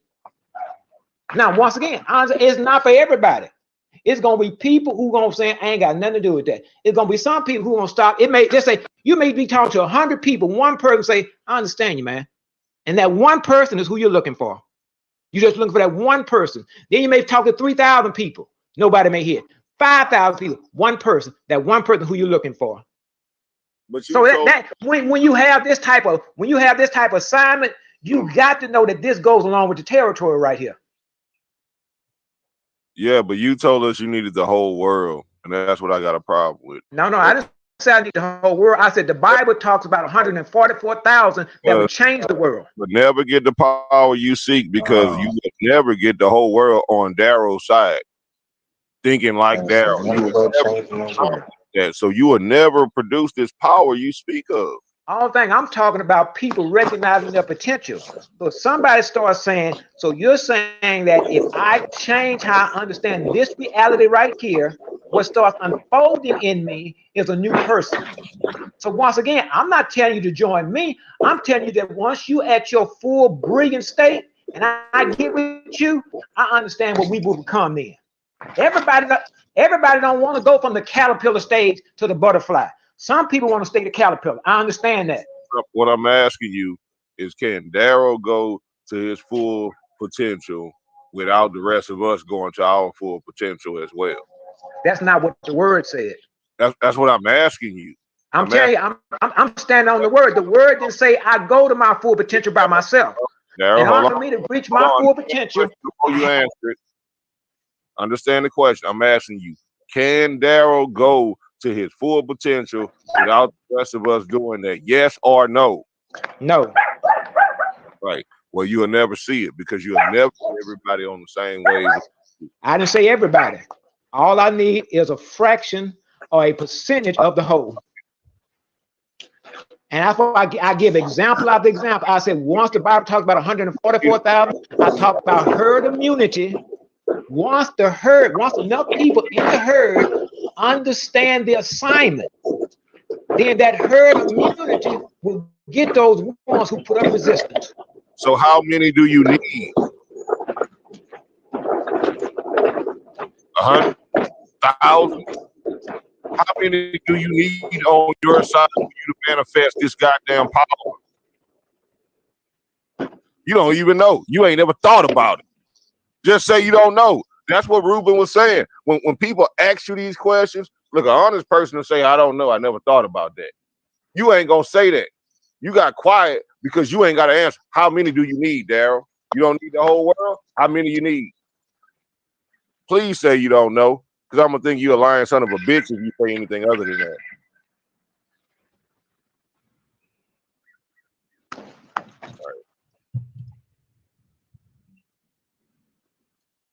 You don't know what you're talking about, Darrow. You don't know. You heard some shit that sounded good somewhere. You don't understand yourself. You can't do that. Nope. Impossible. That's all we were saying, brother.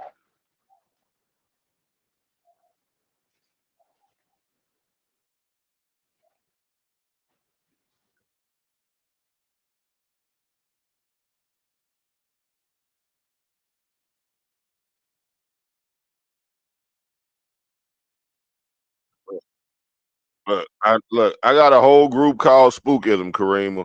Like, I believe in a whole lot of spooky shit. I believe in aliens and all this type of shit, superpowers, event, some kind of way. I believe all that. But can't nobody teach you how to do none of this shit. I believe it's possible. I believe what you said is possible. But yeah. But I don't believe he know how. I don't believe he in contact with none of these aliens. I don't believe he know how. He just talking on some. We all could talk on ideas we have. We all could do that. Not ideas we could prove, ideas we have. We all could do that. But what I believe ain't gonna make you believe, and it's not gonna happen like that. I gotta show you. Once you see me flying around the goddamn Statue of Liberty, you're gonna be like, that Neo on to something. Then I can go teach you how I flew around this motherfucker. But if I ain't never flew around this motherfucker and I'm telling you, you can fly around the Statue of Liberty, you'll be a fool to go try that shit. Cause I ain't.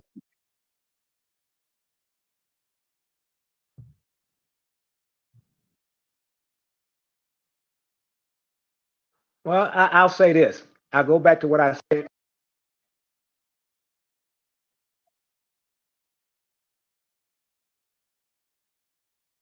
Well, let me say this. I'll go back to what I said earlier. I'll go back to something I said earlier about nuclear fission. Fission is the process of, in this case, fission itself is a neutron hits the core of a particular atom. If that atom is fissionable, it releases another type of energy. So the stuff I say, if it hits you a certain way and nothing comes out of you, I just understand that you're not that element to become fissionable. I'm not mad at it because every plutonium, you got uranium-38 and uranium-36. One of them is fissionable, one is not. Now, U-32, either U-32 or U-38, I don't, but one of them, the same element can hit the other one and nothing happens. And the majority of uranium is not fissionable. It's only a small, minute portion that is fissionable. And that new energy that it releases new elements. Elements are locked inside of it. They just have to be liberated. I got an incoming call, so hold on. I like his freedom of thought. I like his freedom of thought. I like that because I like my freedom of thought. I think and ponder on shit all the time that don't make sense. And if I told y'all, it wouldn't make sense until I kind of think about it a little bit more. I like that. But we all should be fucking dreamers. Like, just because you're not a kid anymore, don't mean you should stop dreaming and stop questioning everything. I like that part. But at the same time, you can't teach this shit. You can't come out and tell us this stuff and ain't got no sources, ain't got no proof. We don't understand what you're saying. We don't. Hey, I'm gonna go on mute for a minute. I got my nurse coming to check on my mom, so I'll be on mute. Yeah, take care of mine, bro. Yes, sir.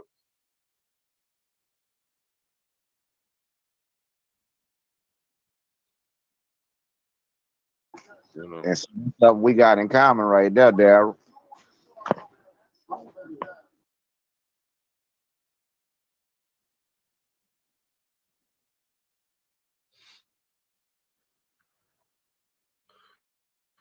But yeah, good luck to both of you brothers on the debate.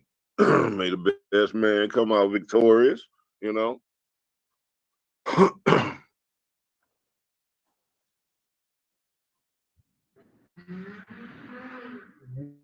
I was just trying to remain quiet because I was trying to listen, and I wasn't understanding it, but I didn't want to interrupt. Everybody was already voicing everything I was thinking already, so.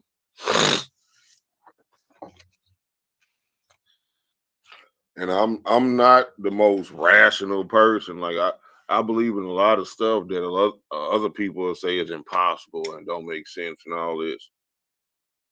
When I got ideas about something, I can distinguish between the ones that I can talk to people about on a public platform and expect them to understand it. And I can also tell the ones that I can't talk to people about because it's not gonna make sense. So I keep that to myself, until it makes sense.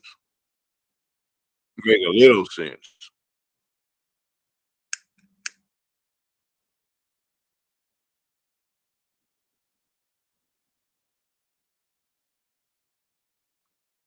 Yeah.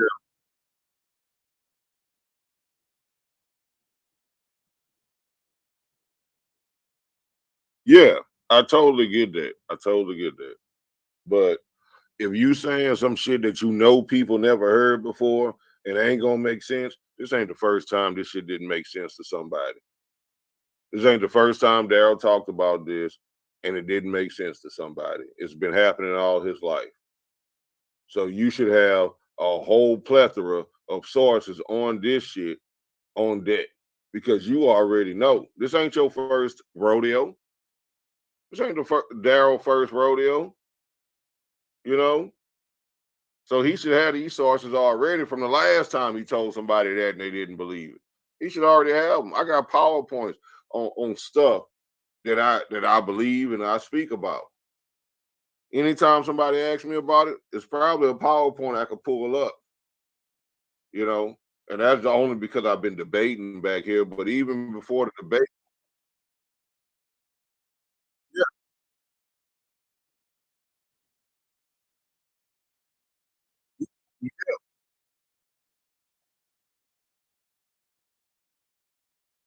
but even before the debates, I didn't have PowerPoints before the debates, but I had sources.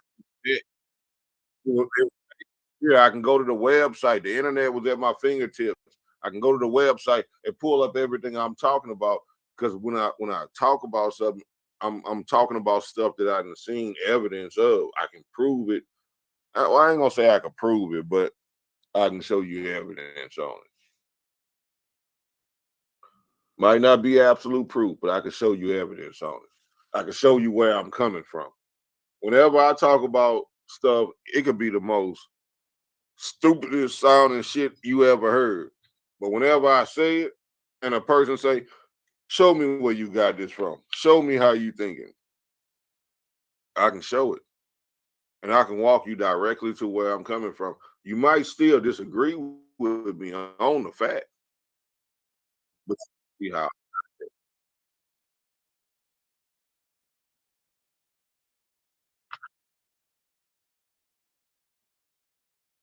Right.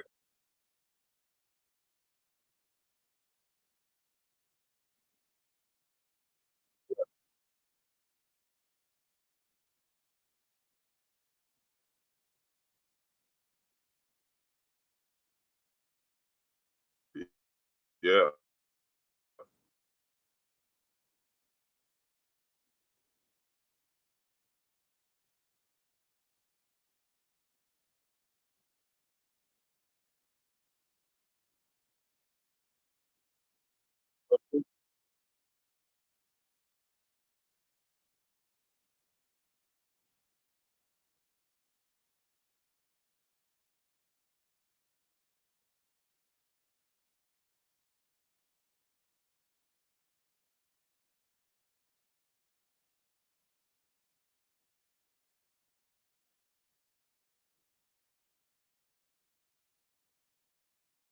Because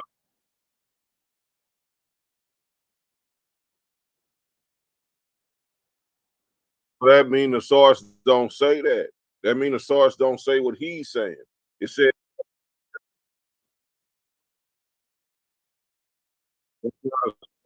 Karima, that's not a source. That's not a source.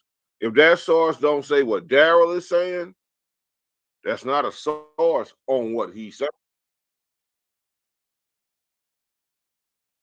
When we asked him, when I gave the whole breakdown about water traveling to different dimensions and going get these properties for steam, so it can transform into steam. It has to acquire this. That's what Daryl said. When we asked him for sources on this, he said, well, go look up condensation. Condensation does not say that. Does not say that water has to go to a different dimension, a different plane, a different realm, because he was using plane. He was using that plane, not planet, plane. You got to go to, as in dimension, as in plane of existence, as in realm, as in all of that. It had to go. All of those are synonymous in the way he used that word plane. I know what he was trying to say. There is no source that's gonna say that. I don't think Phil Valentine and goddamn Delbert Blair ever said this shit he's saying. He made this shit up himself. And I ain't saying he made it up.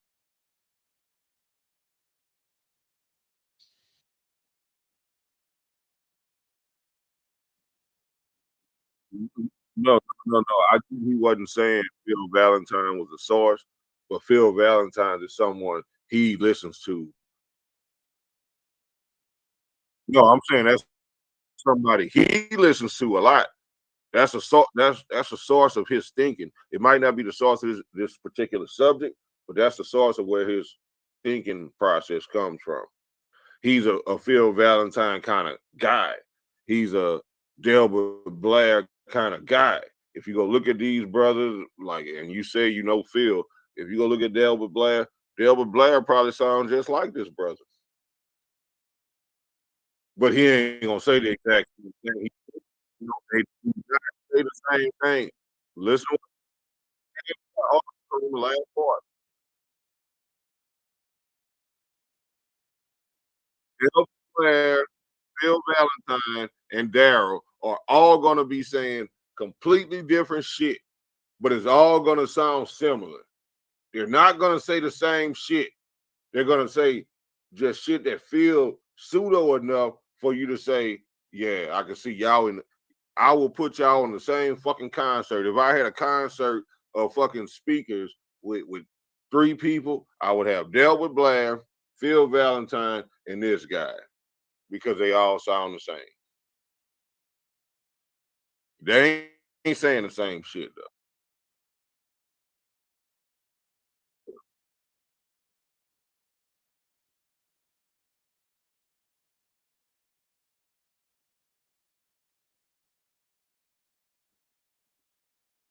Yeah,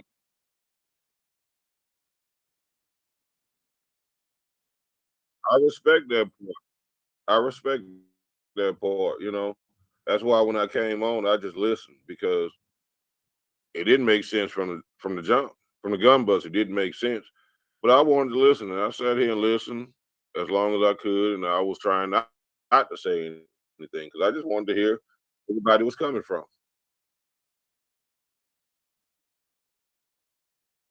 Yeah,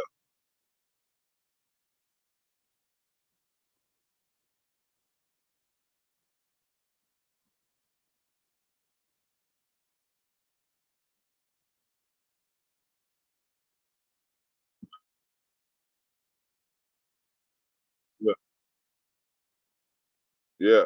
But I'm not gonna sit here and act like I understand them when I don't. But I am listening. I am listening, but it does not make sense to me. I don't understand it. You know,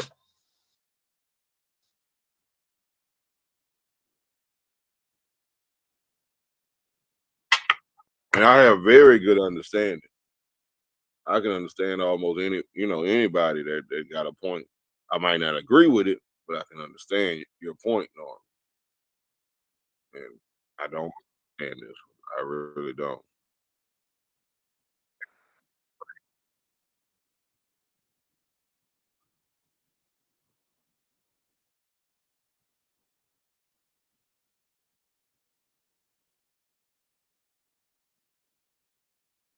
I get that, but I don't think it will because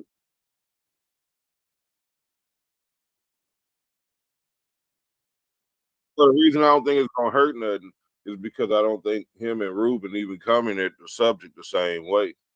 They come in 2 different directions, and even if he give his sources. Ruben ain't gonna be the like counter his sources. Ruben probably won't even understand his sources because his sources gonna be the people I name.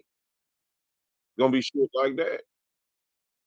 He might throw a science article out there every now and then, but he gonna throw them Phil Valentine niggas that none of us really understand.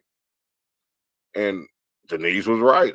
How can you debate someone and you don't understand what they're saying?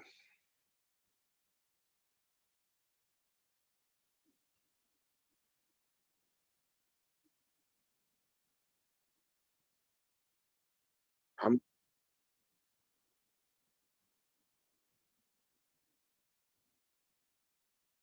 but they're gonna be having two different debates.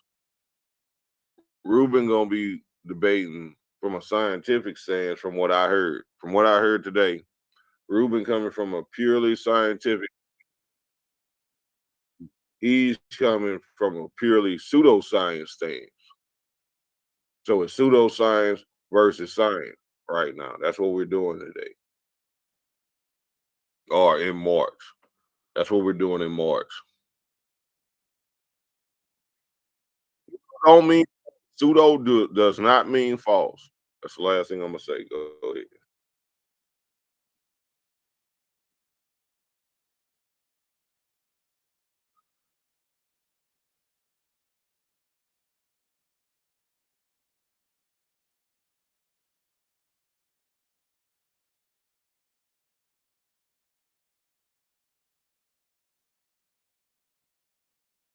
I like stretching my imagination. I like doing it.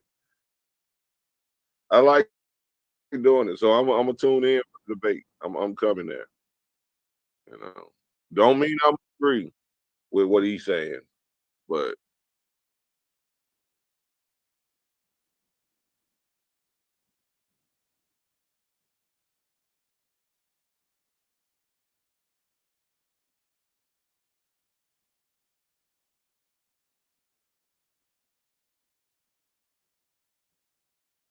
better get that goddamn PowerPoint together. You gotta show this. Yeah. We need a lot of PowerPoints. He gonna need like 99 slides. Like Yeah. not fluff slides, not fluff. He gotta have like 99 slides backing up the stuff he's saying that's like coherent, making sense, leading one after the other, chronology wise and logically wise. Like he gotta have this shit.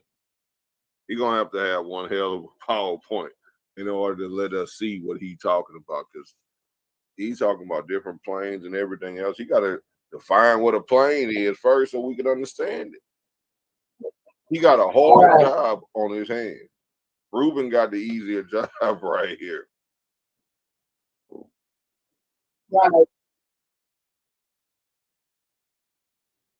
So, you know,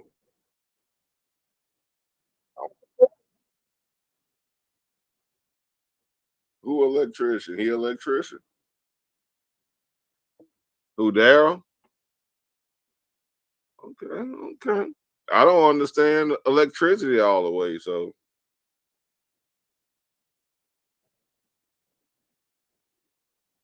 I hope he didn't get shocked by no fucking figure he was dealing with. A damn mental thinking cycle, and he on a whole nother wavelength for real because he got shocked or something.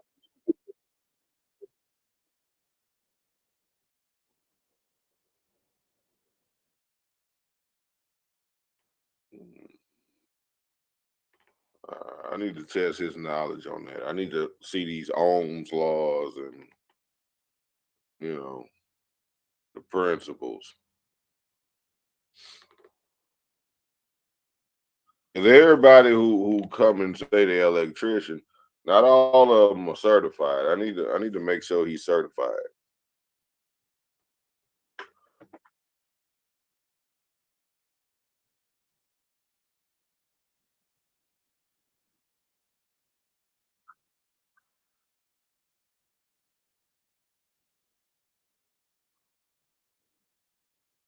No, I've been taking some electrical courses, and so I know some questions that let me know.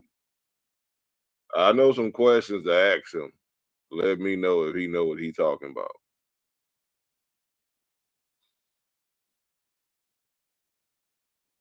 And then I brought my light chair, my light throne. You know,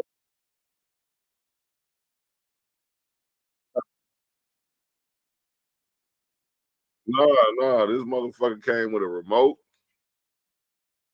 I can sit there through the goddamn modes. I can change the color. Hell yeah.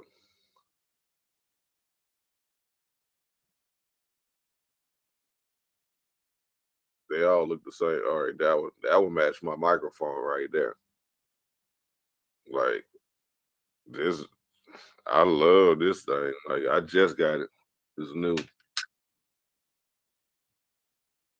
It wasn't even that expensive. Like I saw it. Like it's just gaming, huh? Nah, it don't do that. That's the one thing I at least I don't think it do it. I don't see no setting that does it. That's the only complaint I had. I wish it would change to the music.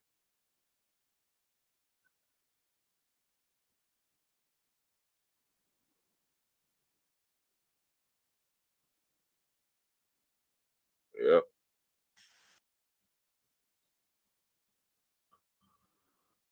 You know, and it was under $300, so probably about the 250 range.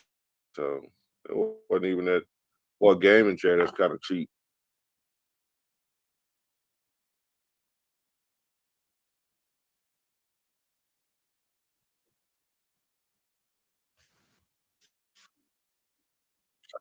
I'm ready for God is light debate with a new and shit.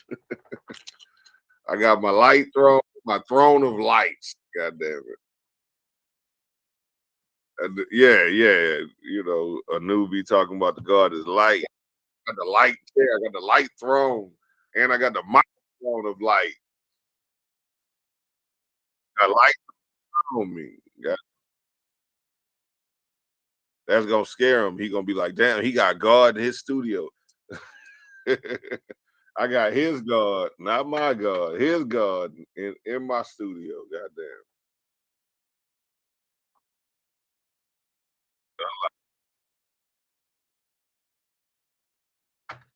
I've been on this nerd shit. I gotta be with my nerd shit.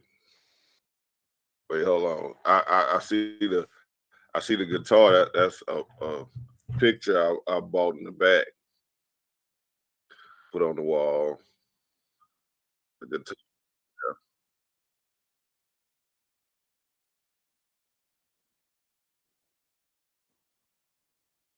Trying to get everything right. Trying to get the studio looking like a studio.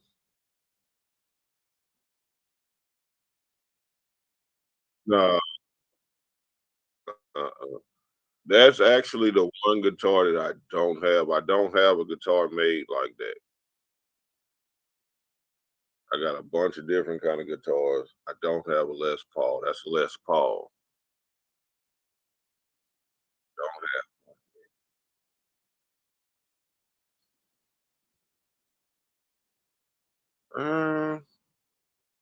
Just been messing around with some stuff. Not a whole lot. You know, I've been working and stuff. So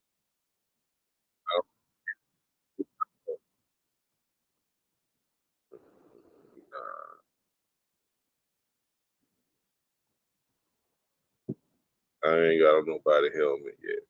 Not lately. Not this year. Not 2024. I don't like diss tracks. I don't really like doing diss tracks. You know, I do them. I'm good at them. After I do them, like after I do them, it feel like wickedness. Like I just into my negative frequencies, my lower vibration. The black light, like he called it. I went into the darkness.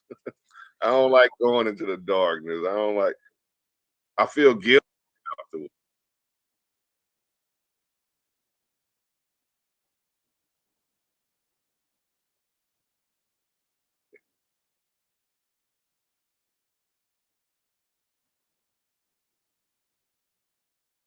Yeah, like I don't think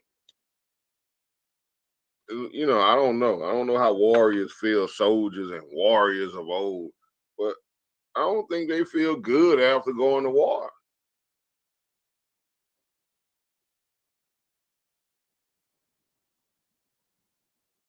Yeah,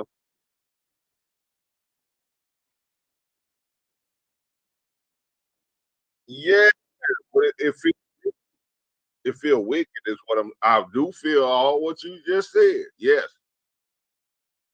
but it feel wicked after that. After that, I feel guilty. Like when I'm doing a diss song, uh, and I'm in that lower frequency, that negative vibration. I wouldn't want to be around my daughter. I wouldn't want to be around my old lady if I had one. Ladies, I'm single. If we still live, I am single.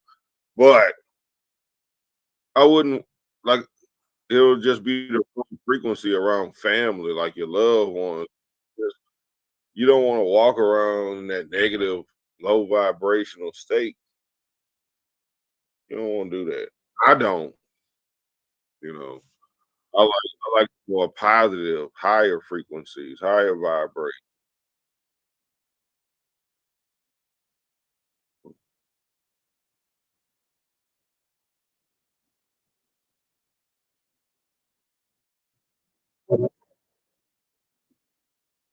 Yeah,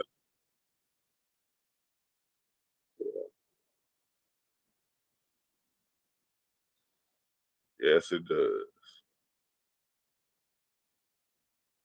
But if a nigga make a diss track about me,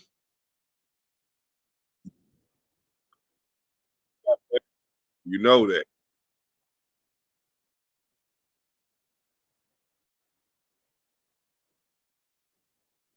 right?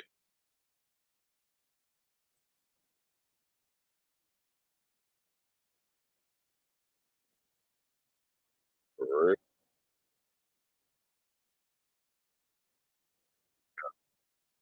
I just shot first before. I just shot first before. Yeah, but it was like,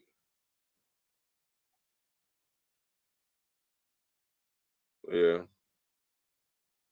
but they did something to deserve me shooting first. I ain't just make diss tracks on random ass people. Like it might be a nigga who ain't even a musician, and he do some fucked up shit in real life, and I go and vent, rap about it, whatever. You know what I'm saying? Whatever you want to call it. I get it off my chest. It might come out as a diss track. That's 'cause you tried to play me,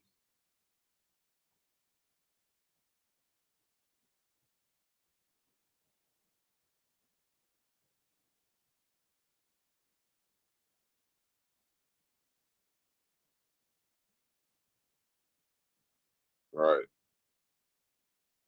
But the crazy part is I know I'm good at diss tracks, and it's like there's a part of me that keeps saying, "Don't do them, don't do them." Every time I'm doing them, and I gotta ignore that shit and keep doing.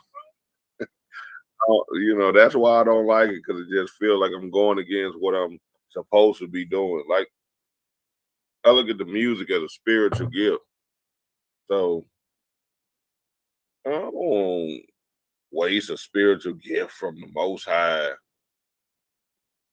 on some. Yeah, yeah. I don't know that yet. I don't know that. Oh yeah,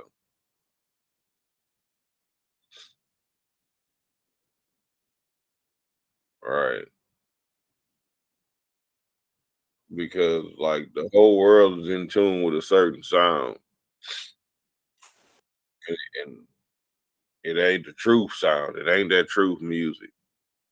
And I do a little bit of everything, but the ones they gravitate to is the ones that's not the most positive. You know, that's the ones everybody gravitate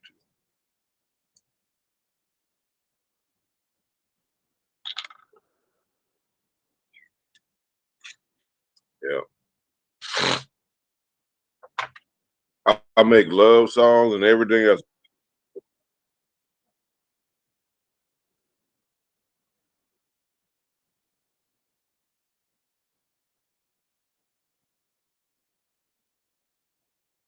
Yeah.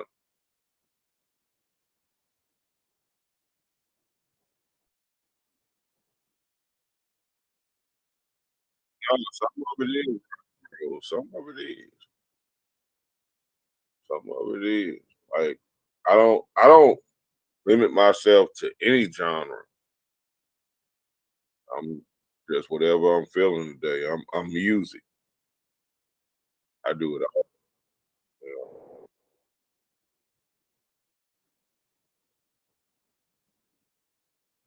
Yep. But I will take beats from other producers. Yeah.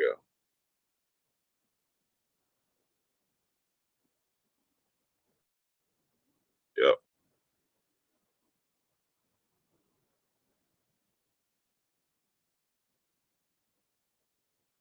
Hells yeah. I mean heavens yeah. I'm gonna stop saying hell yeah. Heaven yeah.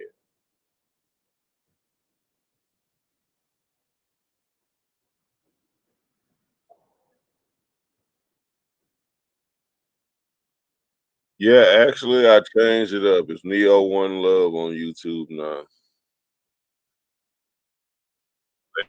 For the change.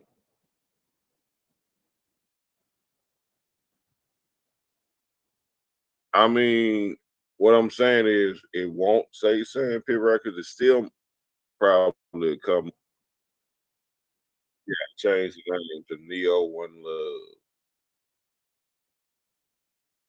Yeah. And it's on all platforms now. That's why I changed it. I wanted all of them to say the same thing.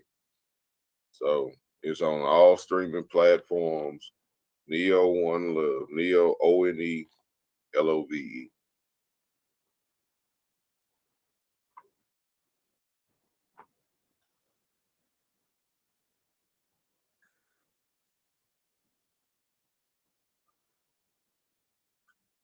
Oh yeah.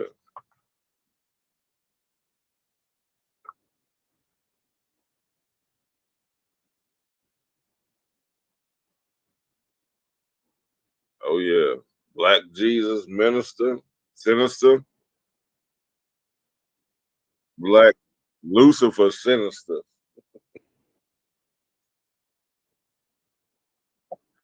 I'm gonna leave it alone. I ain't gonna do it.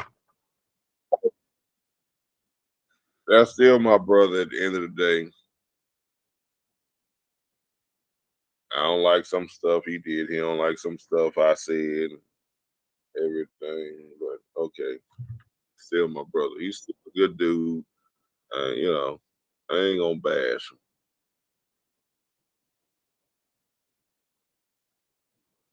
But I ain't debating on his platform no more. I'm not. Business. I don't know how he is with business, but I know with that debate, I didn't like that. I'm not going back. You know.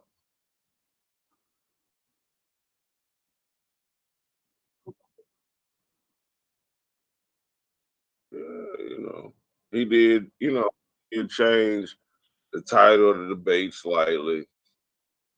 That's what he tried to deny. No, you changed that. You changed that in her favor. I don't know if he knew it was in her favor, but he changed it, put his 2 cents in, and it helped her out. Yeah.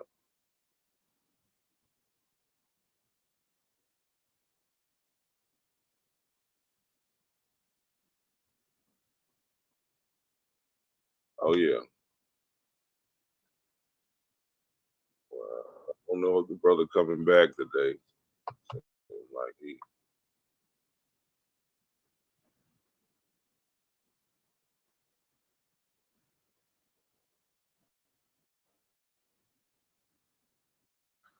But I think all black folks should think outside the box. I like that about them. I won't ever like ridicule him for that, but I can't follow what he's saying. It don't make sense to me. But I support his ability to do his free thinking. He might. Who knows? He might be right, and we all could be wrong.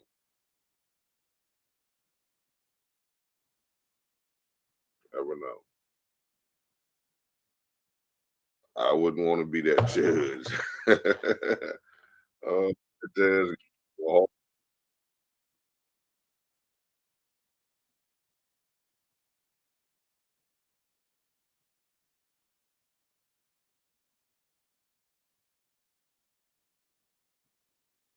yeah.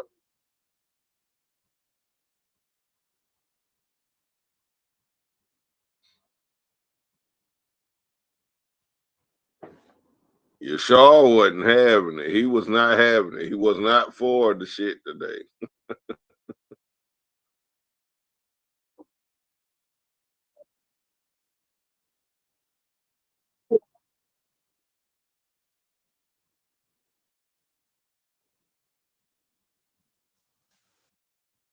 He was trying to connect the dots.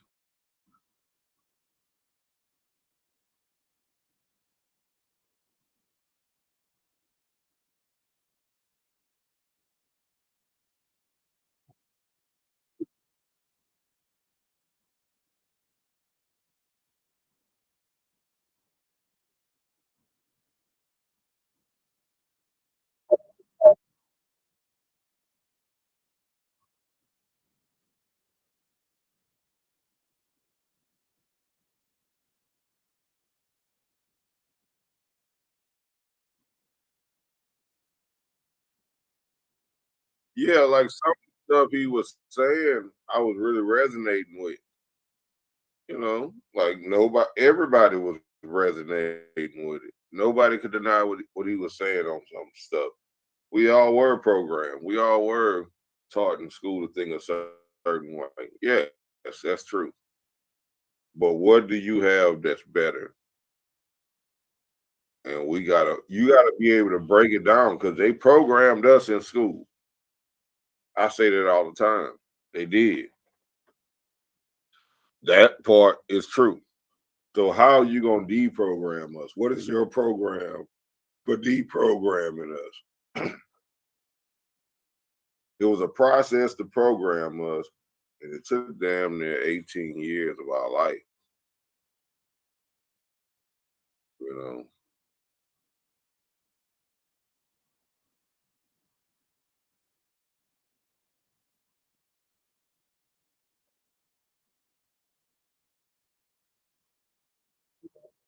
but it according to him, we got power we can't use.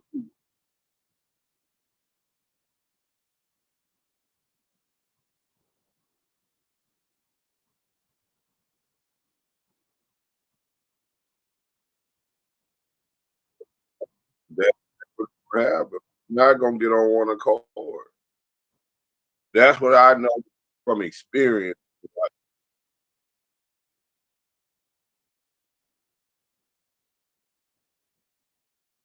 Yeah.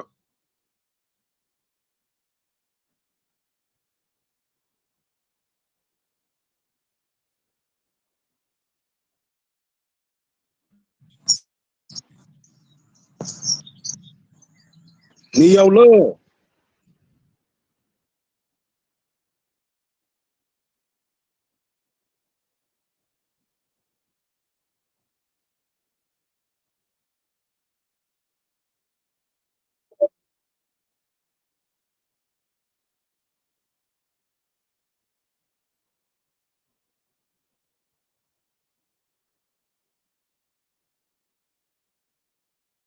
But we also gotta think that if we got conquered, that they got something in them that we don't Just saying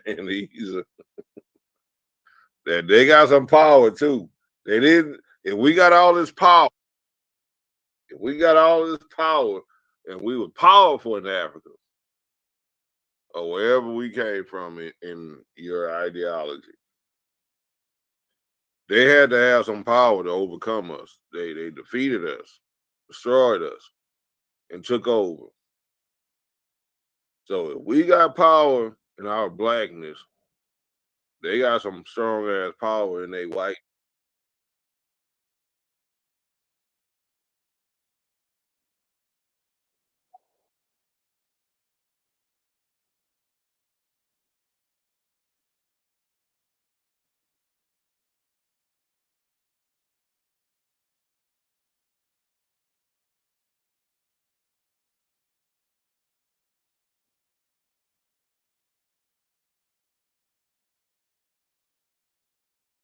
But how do we get it back? We don't get it back. I'm gonna say this. Take a stand.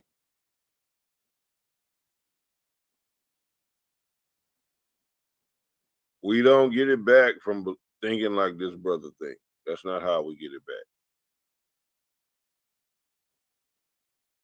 I don't know, but I know we don't get it back that way.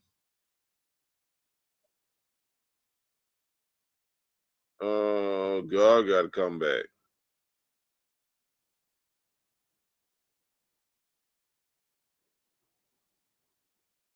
We don't get him to come back. It's an appointed time according to the Bible.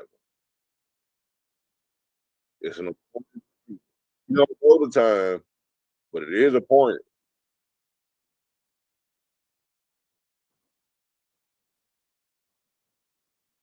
No, you.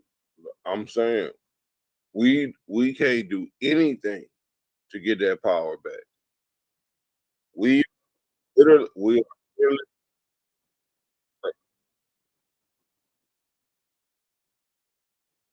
yeah, I believe he's coming back.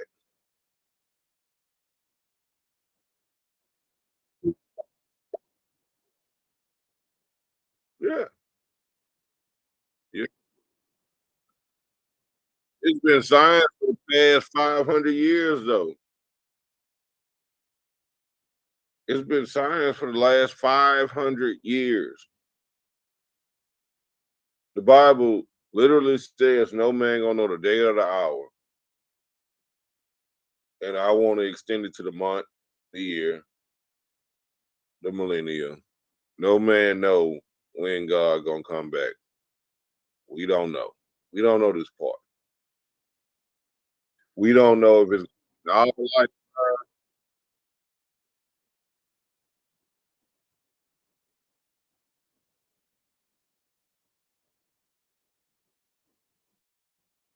It don't, no, it don't say that. No, no, it don't say it is on us. It does not say that it's up to us.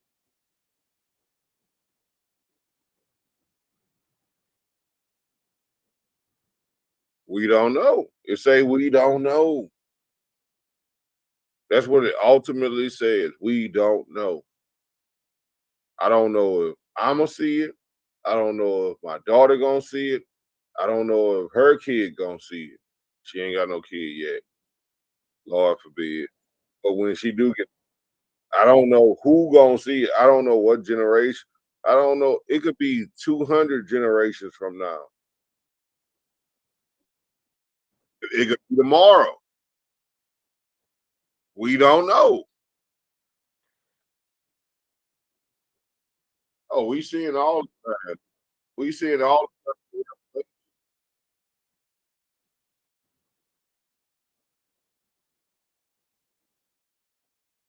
Yeah. But this was prophesied 2,000 years ago. 2,000 years. So it's just saying it's probably going to happen within 100 to 200 years from now.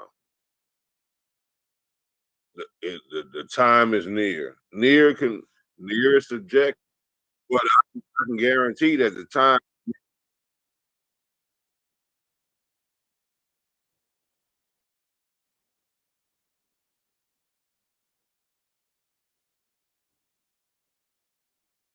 Yeah, yeah, we see it also.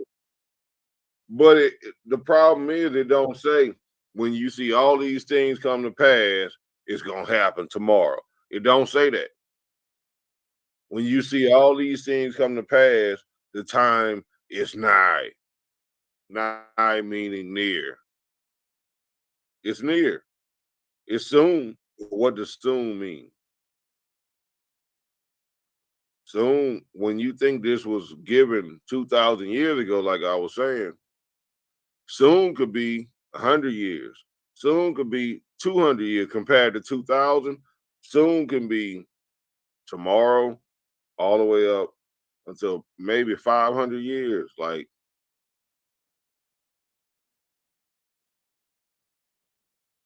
yeah, yeah, it could happen right now, but it could also, what I'm saying, there's a gap.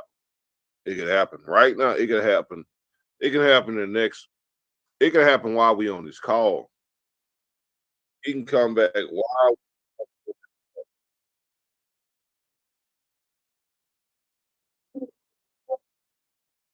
huh?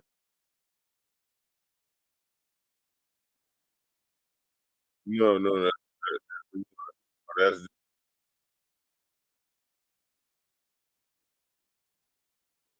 no, no, no, no. They can say it's the end of their life. They can't say it's the end of the world. The end of the world means everybody else stop living. We gonna still be here, no matter what happens in the Middle East. We still gonna be here.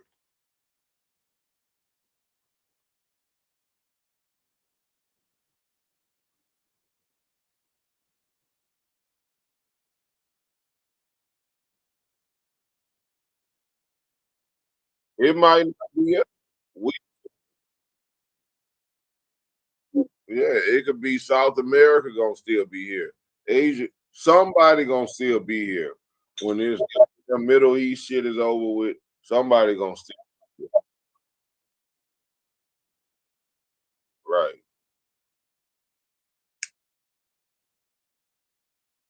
So it ain't the ultimate end of the world. The end of the world I'm talking about is when everything is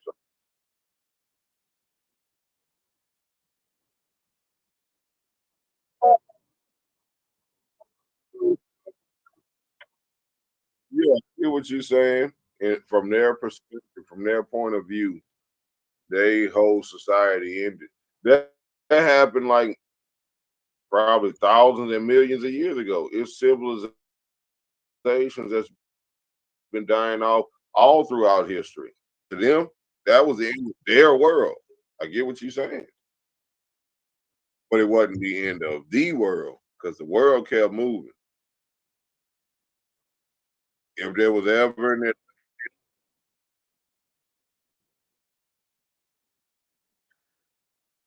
right, if there was ever an Atlantis, if that's real, if there was ever a Lemuria, if that's real, they were ended. All of them don't exist no more, as far as we know.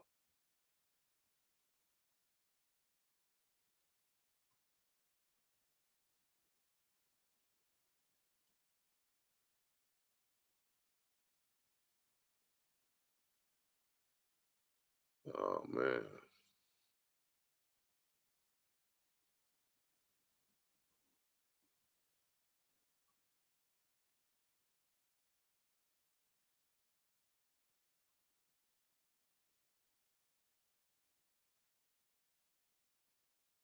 yeah,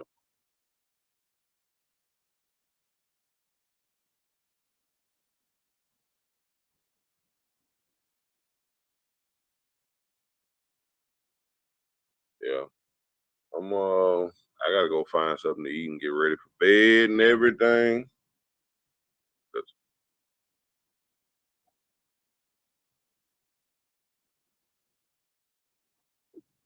Yes, sir. Lions in the building.